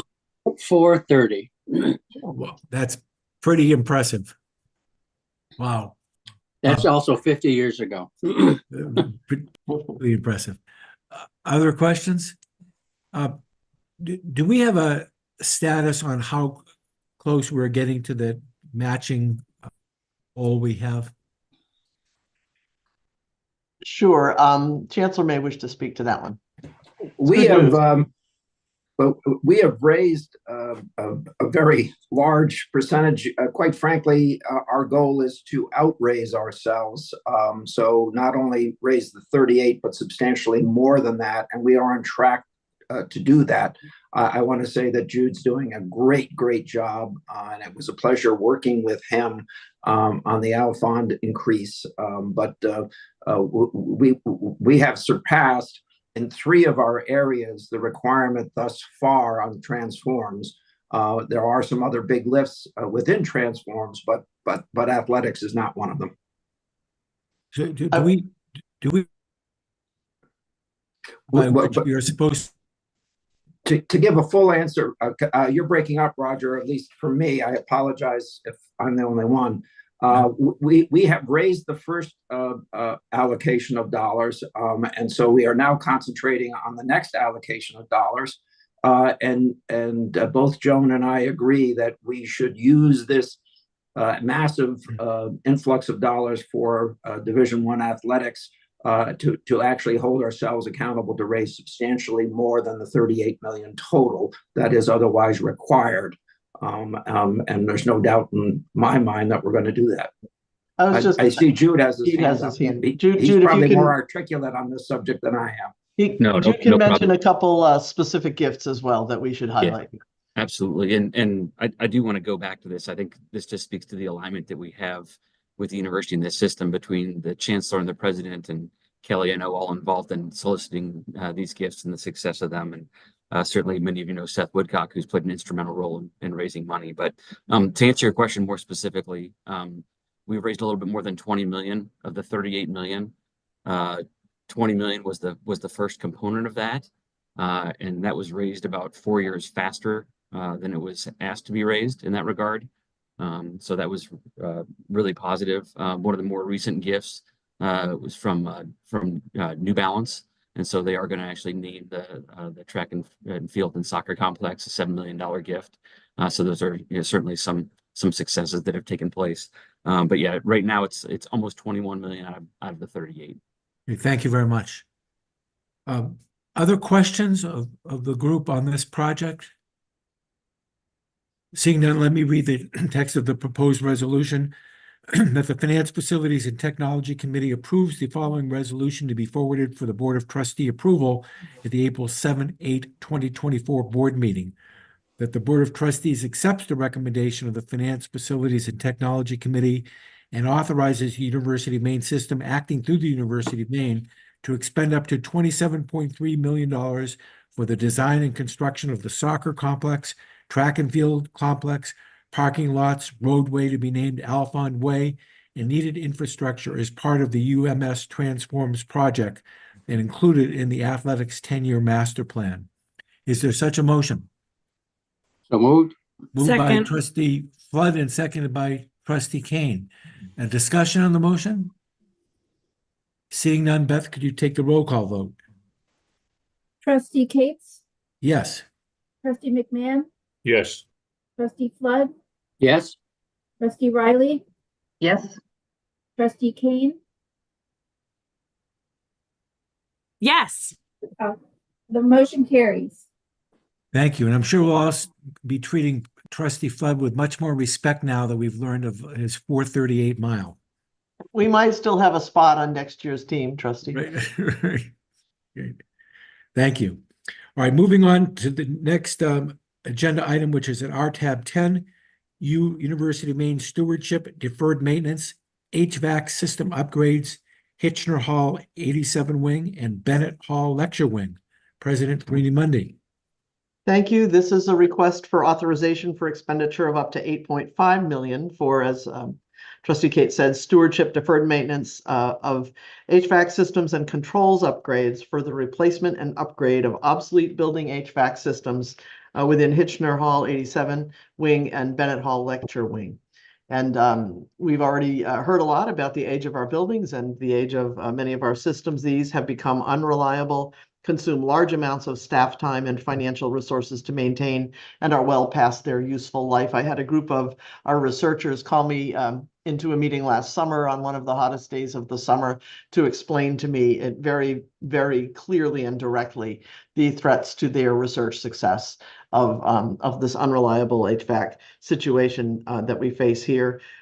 We anticipate that this will yield, as I say, operational efficiencies together with energy savings and address a portion of deferred maintenance. These are obsolete systems in Hitchner. That's an integral research facility. So this will benefit greatly both the students who are a part of that work, but also the faculty and our external funding opportunities. There, Bennett Hall is a key learning space for students, also an essential component of the scope here. We are very worried about not addressing these situations quite quickly because of the imminent risk of system failures and the disruption to research and to teaching that can happen here. In any case, the funding for these projects will be a communication of University of Maine capital reserves at 2 million, E&G funded depreciation at 1 million, and external borrowing at 5.5 million, which would be repaid in part with energy savings and D&G funded depreciation. And Kelly can answer detailed questions as always. Thank you. Questions for the president about this project? President, is this something which has become emergent, or is this something which was part of the one-year capital plan, if you know? Kelly should go to that, but it's definitely emergent is strong, but it's near emergent. It really is. Yeah, these are included in our capital plan. We set aside a specific bucket of funding for HVAC improvement each year over the next 10 years. And we have identified these two projects in addition to the allocation of funding that was made at the May 22 Board of Trustees meeting for $10 million for HVAC improvements, which will be allocated to the Sawyer building on campus. So through a study that was conducted by Honeywell, these are the three highest priority buildings that are near critical system failure. Thank you. And Ryan, perhaps when we're creating the agenda going forward, if we could note if a project is part of the 1-year capital plan or not. I mean, again, there might be times when it's not, but there's a very good reason why it needs to get done right away. We can absolutely do that. Yep. Great. Any other questions about this project? Seeing none, let me read the text of the proposed resolution. That the Finance, Facilities, and Technology Committee approves the following resolution to be forwarded for Board of Trustee approval at the April 7/8/2024 board meeting. That the Board of Trustees accepts the recommendation of the Finance, Facilities, and Technology Committee and authorizes the University of Maine system, acting through the University of Maine, to expend up to $8.5 million for the replacement and upgrade of obsolete building HVAC systems within Hitchner Hall 87 Wing and Bennett Hall Lecture Wing. Is there such a motion? So moved. Moved by Trustee Kane and seconded by Chair Riley. Is there any discussion? Seeing none, Beth, could you take the roll call vote, please? Trustee Cates, Yes. Trustee McMahon, Yes. Trustee Flood, Yes. Trustee Riley, Yes. Trustee Kane. Yes. The motion carries. Thank you. Next agenda item, tab 11 in our materials, is the University of Maine Hancock single-use bathroom renovations. And again, President Farini Mundy. Thank you. And here we are seeking your authorization to allocate up to $1.5 million to renovate existing space to create single-user bathrooms within our residential buildings, some of them, specifically Hancock Hall. This cost would cover materials, labor, design, and associated expenses. Here we are focused very much on today's students and tomorrow's students and what they need and expect in their residence halls. We would be able to add 3 single-use bathrooms on the basement level, 2 on the first floor, and 6 to 7 on both the 3rd and 4th floor, without reducing the overall number of residential rooms, very directly related to the preferences and needs of on-campus students. This is all going to happen, of course, within Hancock Hall, which is a lovely space here, which offers river views and is situated near Wells Common. These modifications are part of continuing to display Hancock as one of our premium residential halls. We have an engineering firm and a construction manager at risk in place for the work. Completion is targeted in early August to accommodate students move in for the fall of 24. Funding would come from auxiliary capital reserves. Thank you. Questions? And again, I may ask this question each time now. Do you know if that's part of their 1-year capital plan, this particular project? Kelly. It is. It's noted in the agenda under C, I think, on the A sheet. Well, thank you. Yep. It's on my script here. Thanks. Any other questions? Seeing none, let me read the text of the proposed resolution. That the Finance, Facilities, and Technology Committee approves the following resolution to be forwarded for Board of Trustee approval at the April 7/8/2024 board meeting. That the Board of Trustees accepts the recommendation of the Finance, Facilities, and Technology Committee and authorizes the University of Maine system, acting through the University of Maine, to spend up to $1.5 million to make renovations within Hancock Hall for the creating of single-use bathrooms for students that seek upgraded residential hall amenities not currently available within the 2 existing buildings. Is there such a motion? So moved. Moved by Trustee Kane and seconded by Second. Trustee Flood. Thank you. Any discussion on the motion? Seeing none, Beth, could you take the roll call vote, please? Trustee Cates, Yes. Trustee McMahon, Yes. Trustee Flood, Yes. Trustee Riley, Yes. Trustee Kane. Okay, you're muted, Emily. Just sorry. Yes, I'm very on and off mute. I'm a yes on this. The motion carries. Thank you. And last but not least, up at the University of Maine, tab 12, ground lease authorization. Again, presented by President Freeney Mundy. Right, so thank you. We're requesting authorization of the renewal of a ground lease for 30 years at $1 per year for Delta Tau Delta Fraternity, which is located at 111 College Avenue in Orono. This is coming to you because of the duration of the lease. I will share that this chapter is in good standing with the University Office of Fraternity and Sorority Life, and their lease dates back to 1921. Thank you. Questions for the president about this? Seeing none, let me read the text of the proposed resolution that the Finance, Facilities, and Technology Committee approves the following resolution to be forwarded to the consent agenda for Board of Trustee approval at the April 7-8, 2024 board meeting. That the Board of Trustees accepts the recommendation of the Finance, Facilities, and Technology Committee and authorizes the University of Maine system, acting through the University of Maine, to enter into a ground lease for the land at 111 College Avenue, Orono, Maine, for the term of 30 years, with all final terms and conditions subject to review and approval of the University of Maine system treasurer and general counsel. Is there such a motion? So moved. Moved by Chair Riley and seconded by Second. Trustee Kane. Thank you. Any discussion on the motion? Seeing none, could you please take the roll call vote?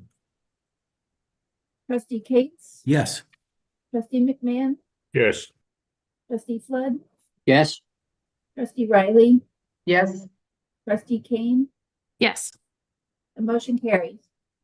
Thank you. Next on our agenda is the state of financial aid security and the 2024 report, which has been submitted.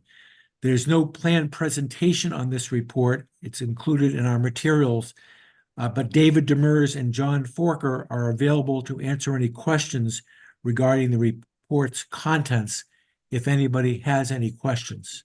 On this report, it's included in our materials, but David Demers and John. I'm sorry? Thank you, Chair Cates. Yeah, this is a new regulatory compliance requirement from the Gramm-Leach-Bliley Act. And John provides this annually, and we'll provide that update for this group going forward. Notably, there are no findings in this particular assessment, so but we did want to provide it and see if there were any questions. We'd be happy to address at this time. Thank you, David. Are there any questions about this report? I'm not seeing any, so thank you very much. We can then move on to tab 14, which is the usual capital project status report and 2018 bond projects update. Carolyn McDonough, Director of Capital Planning and Project Management, is here to tell us about it and answer any questions. Good morning. Thank you, Chair Cates, and thank you, everyone. I will be brief as usual. And this month's report for the capital projects, we're looking at 43 projects, which is an increase of 7 since the last report. And as you've seen today, we will have many more coming forward. I would note there are a handful of projects on the report that are listed as complete or substantially complete, and those do remain on the report as long as we're still doing financial closeout activities, as well as warranty issues that may have come up in that first year, and other ancillary work that we're still working on those projects. So that's why those are still on the project, but there are a handful of those still there. As far as the 2018 bond project report goes, we are still showing 30 active projects, but that is less than 5% of the $49 million bond remaining to be expended, and we expect that to be done this year.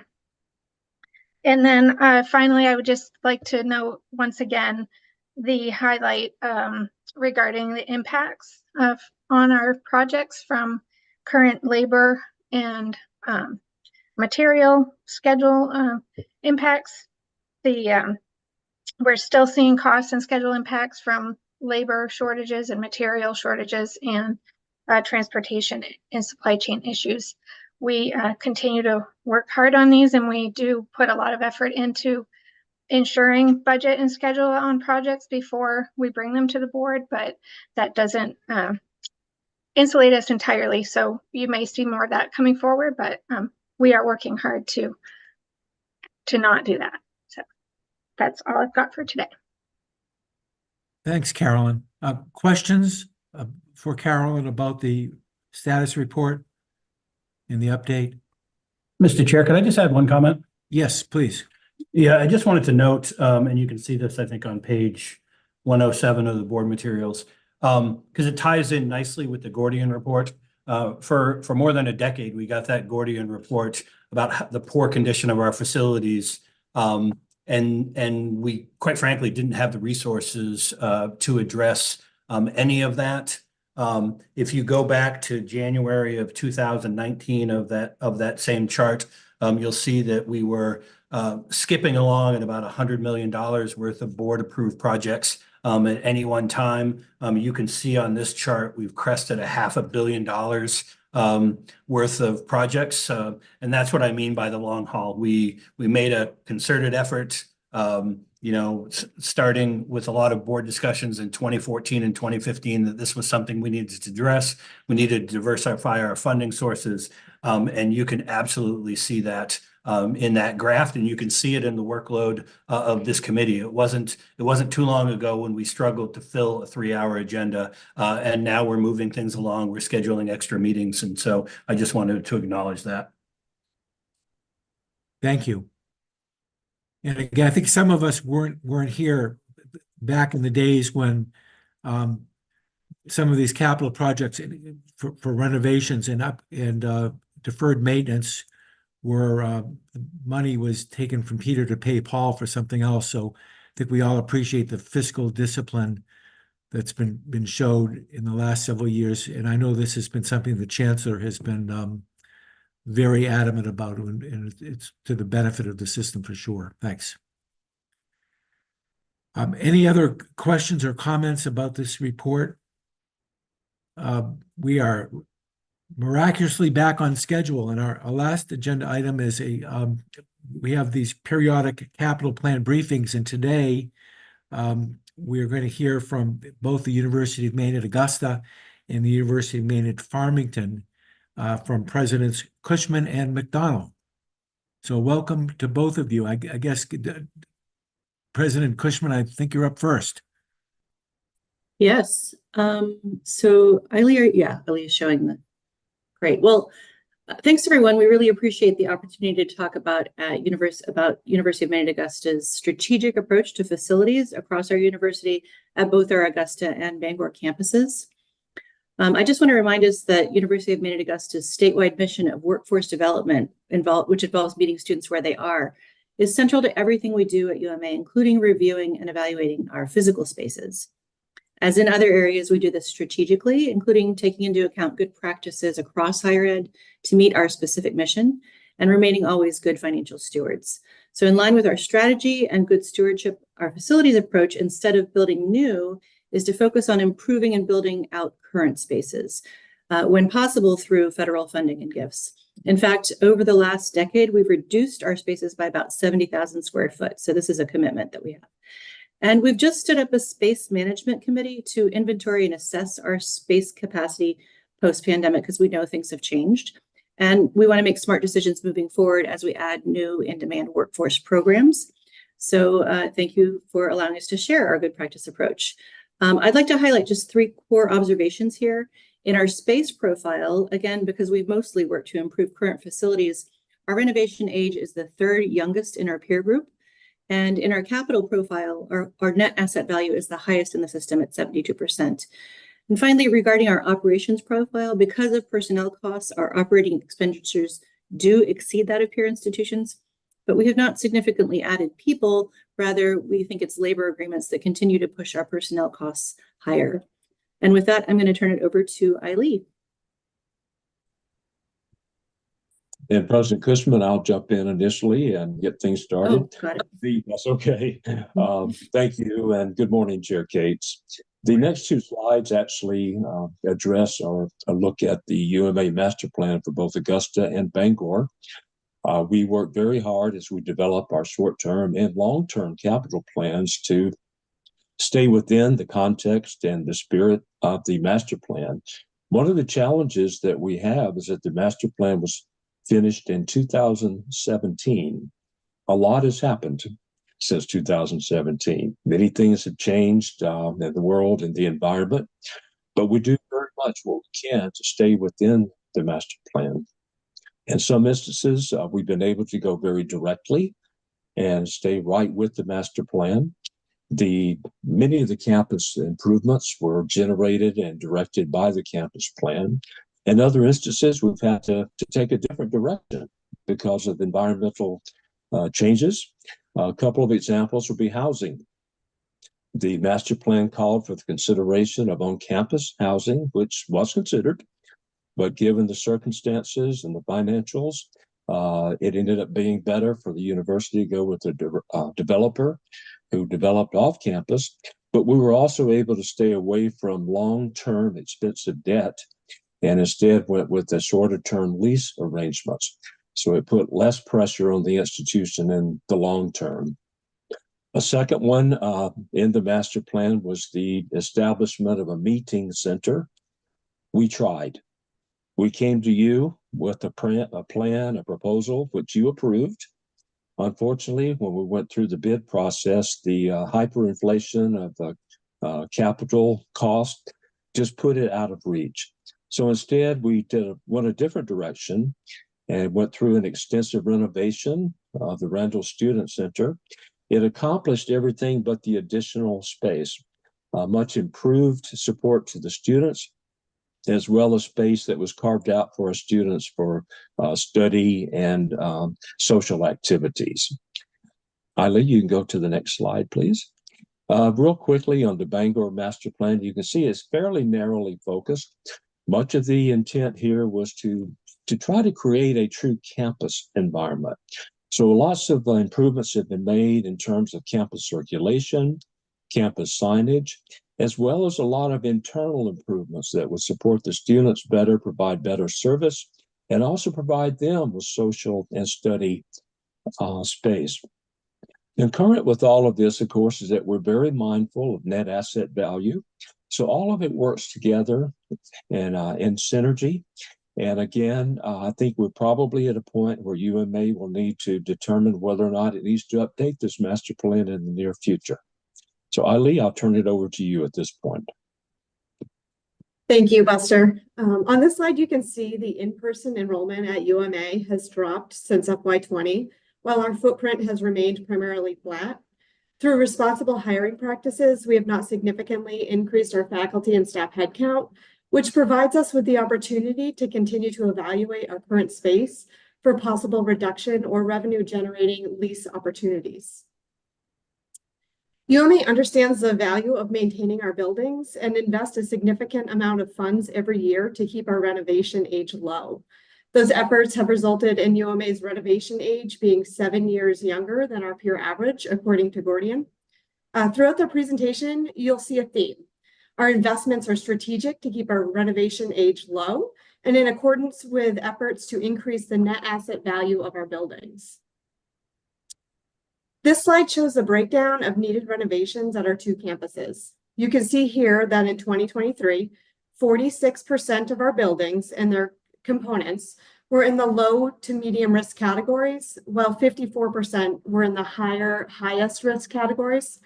Well, the Gordian slide points out that UMA has a balanced distribution of space. When UMA is working through our capital plan each year, we take the risk information into consideration and try to update building components that are reaching the end of their useful life. For instance, we have invested significant amounts of money over the past 2 years into HVAC updates on both campuses using E&G, HERF, and bond funds. That said, we do still pay attention to the components that are in the lower risk categories by performing routine and preventative maintenance to ensure their well-being. This chart shows what would happen over the next 10 years if UMA simply allowed our buildings to age and stop maintaining and renovating our buildings to the same standard that we're currently practicing. Thanks to the board directive to grow our annual E&G investment by 5% year over year, along with the bond funds we received to update buildings with net asset values under 70%, we are certain the scenario is not going to play out the way it shows here. In fact, we're confident over the next 5 years with our 5-year plan, it's going to decrease the building components in the highest risk categories. When we look at our historical spend, we see that UMA has continuously invested more money each year into capital projects over the last 5 years.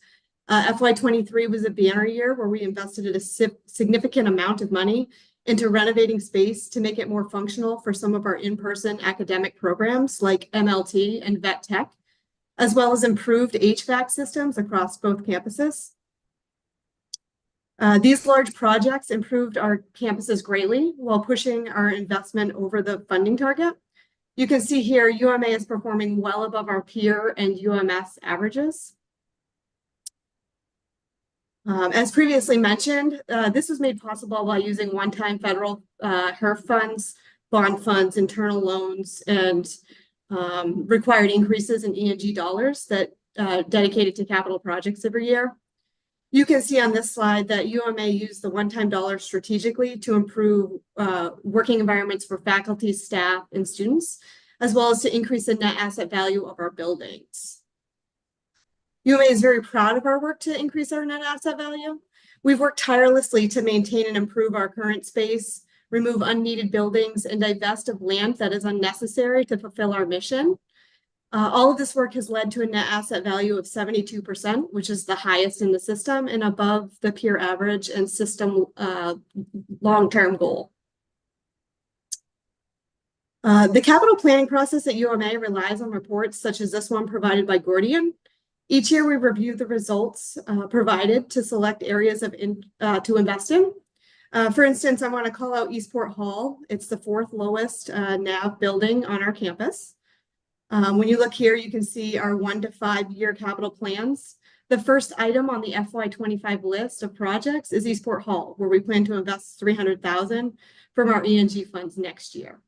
Reviewing this list, you will see all of our planned projects are on the existing spaces that fall below the 70% net asset value level from the previous slide.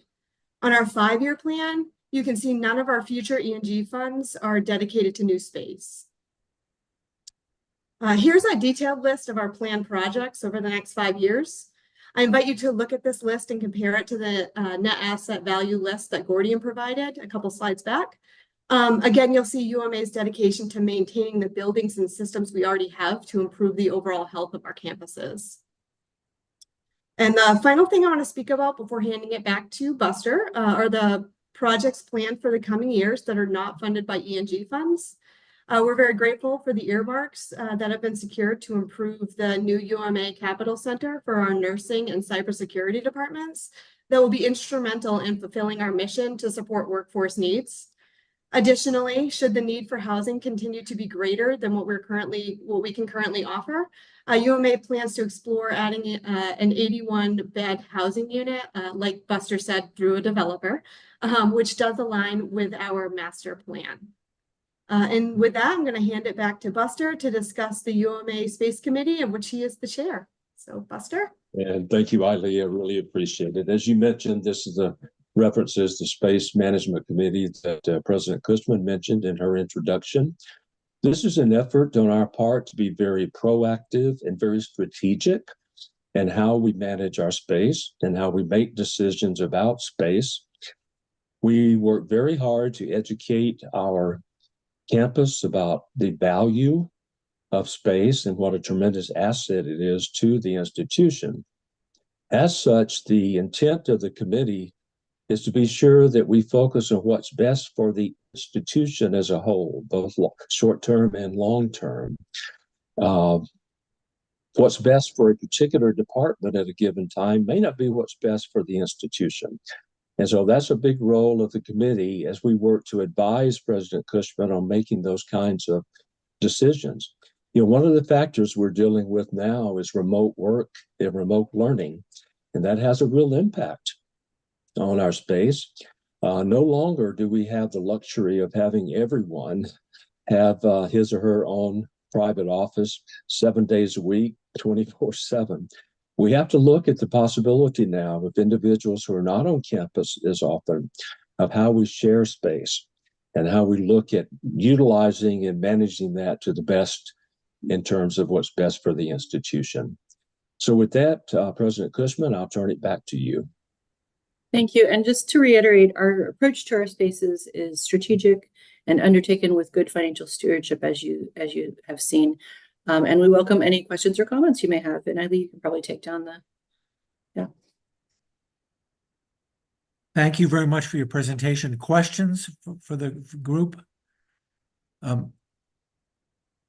Ellie, I've got a question for you. You referred a number of times to comparison to our peers, UMA's peers. Are those the same peers that are used for the state funding allocation, or is it a different group of peers, or do you know? Yeah, they are. It is not. It's peers that have been identified by Gordian. Okay.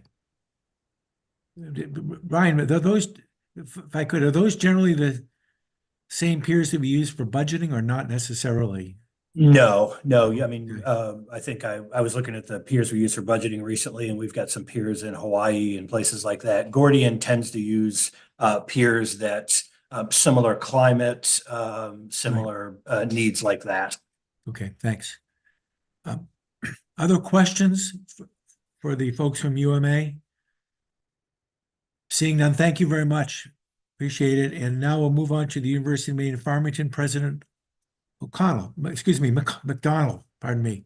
Well, thank you very much. It's a delight to talk to you about our capital plan. Before I turn it over to Keenan Farwell, our Director of Facilities, I'd just like to say that, we are largely a residential campus, but we are also moving in the direction of online. Our graduate programs are either online or partly online.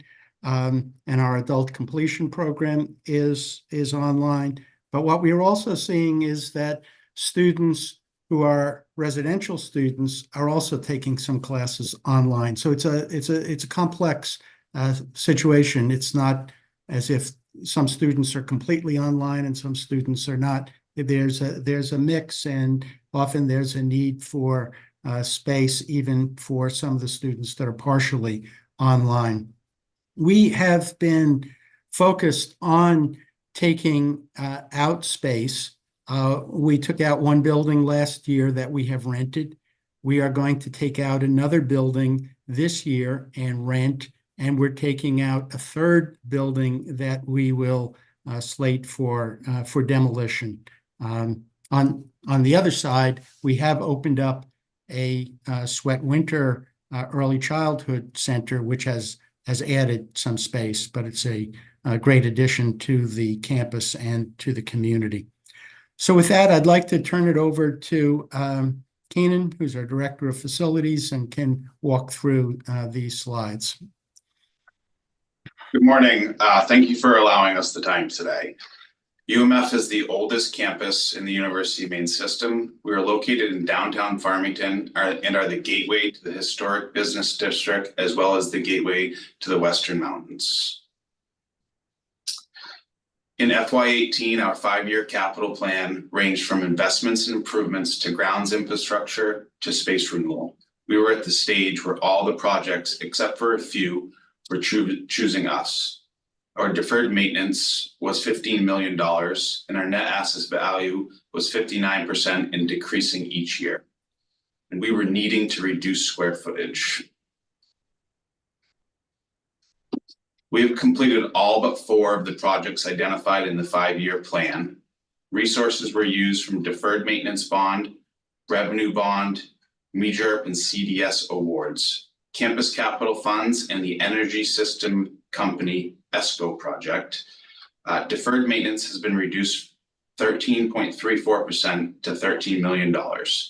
Net asset value is at 58% and expected to significantly increase after the ESCO completion, upwards of 12%.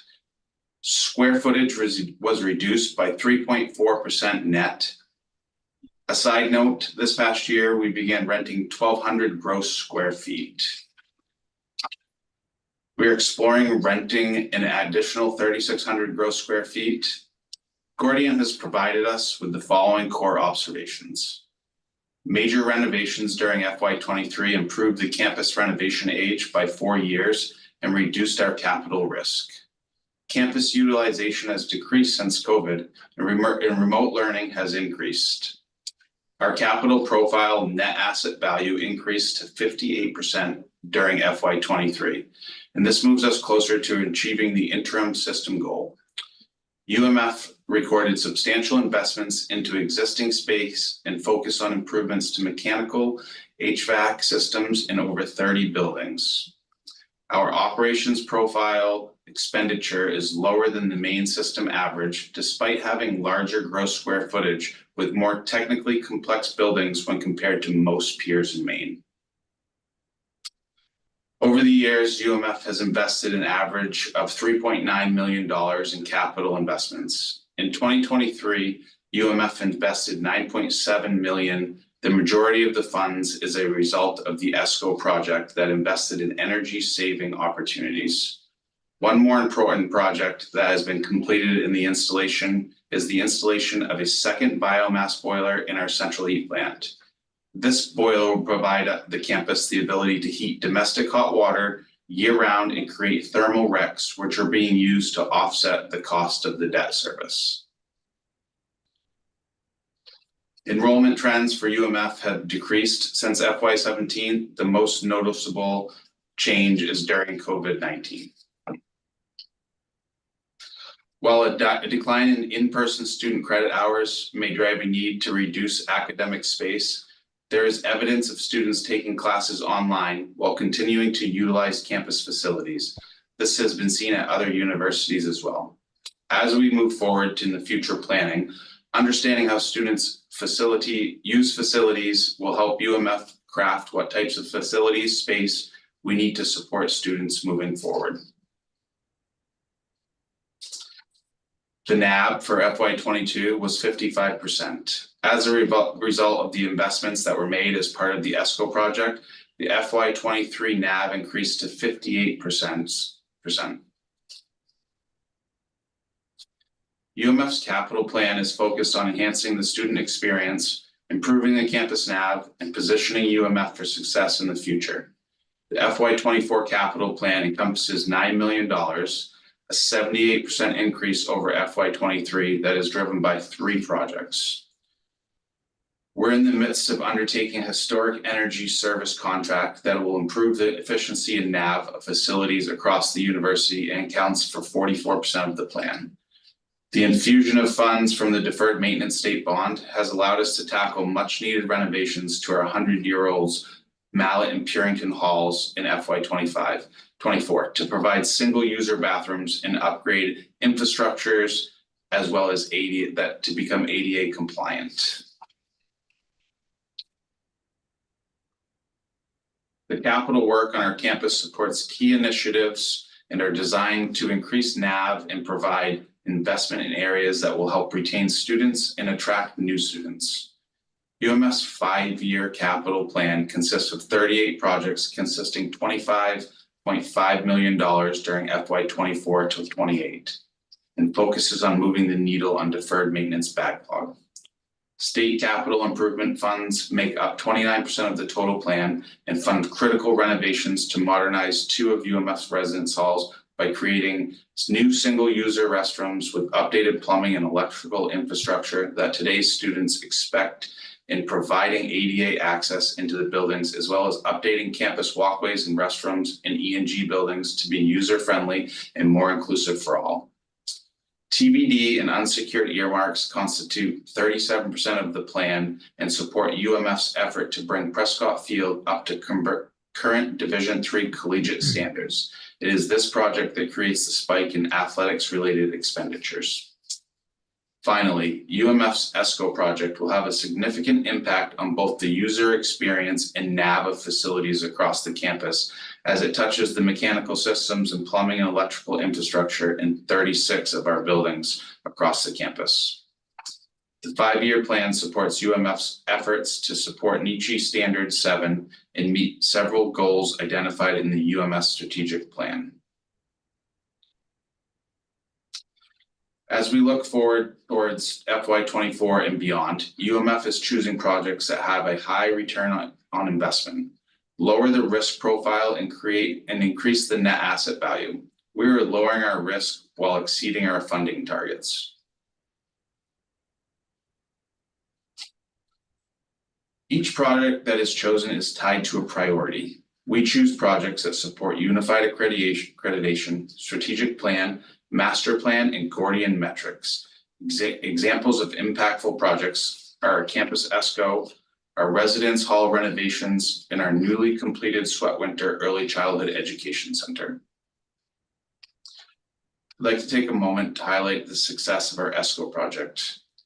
We've invested over $11 million on mechanical, electrical, and plumbing needs. Because we have done this work, our campus needs shift to more envelope and space renewal.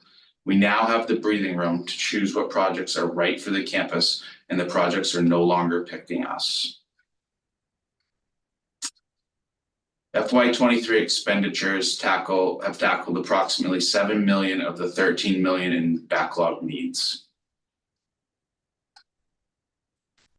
I anticipate that we'll be coming before the FFT at your next meeting to request permission to spend deferred maintenance bond funds for the Purington Hall project.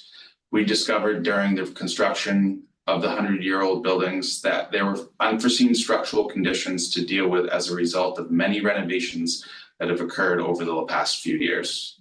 At this time, we are concentrating on completing Purington Hall. Contractors have been pulled from Mallet Hall and will be concentrating to finish up Purington for August student move-in.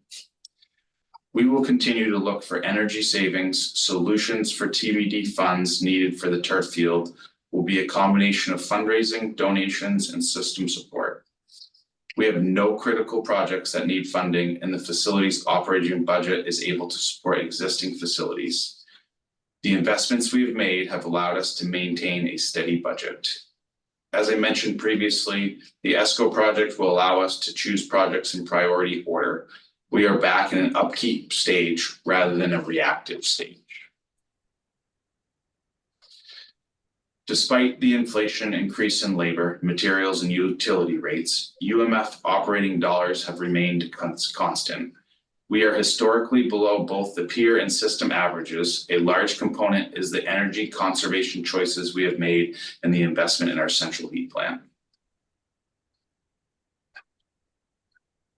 Some of the lenses we will be using to review campus space includes utilization studies, condition assessment, realignments, and ADA standards.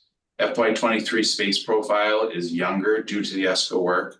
This trend will continue into the FY24 data.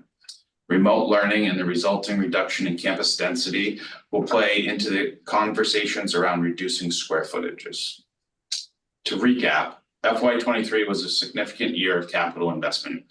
The last time we were able to invest significantly was FY16, when we constructed the central biomass plant.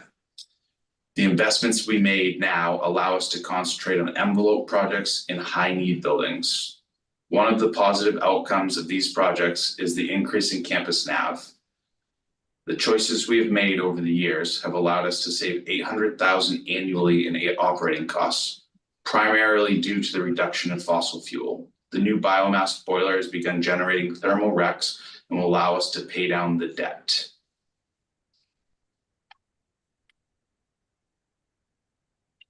Thank you.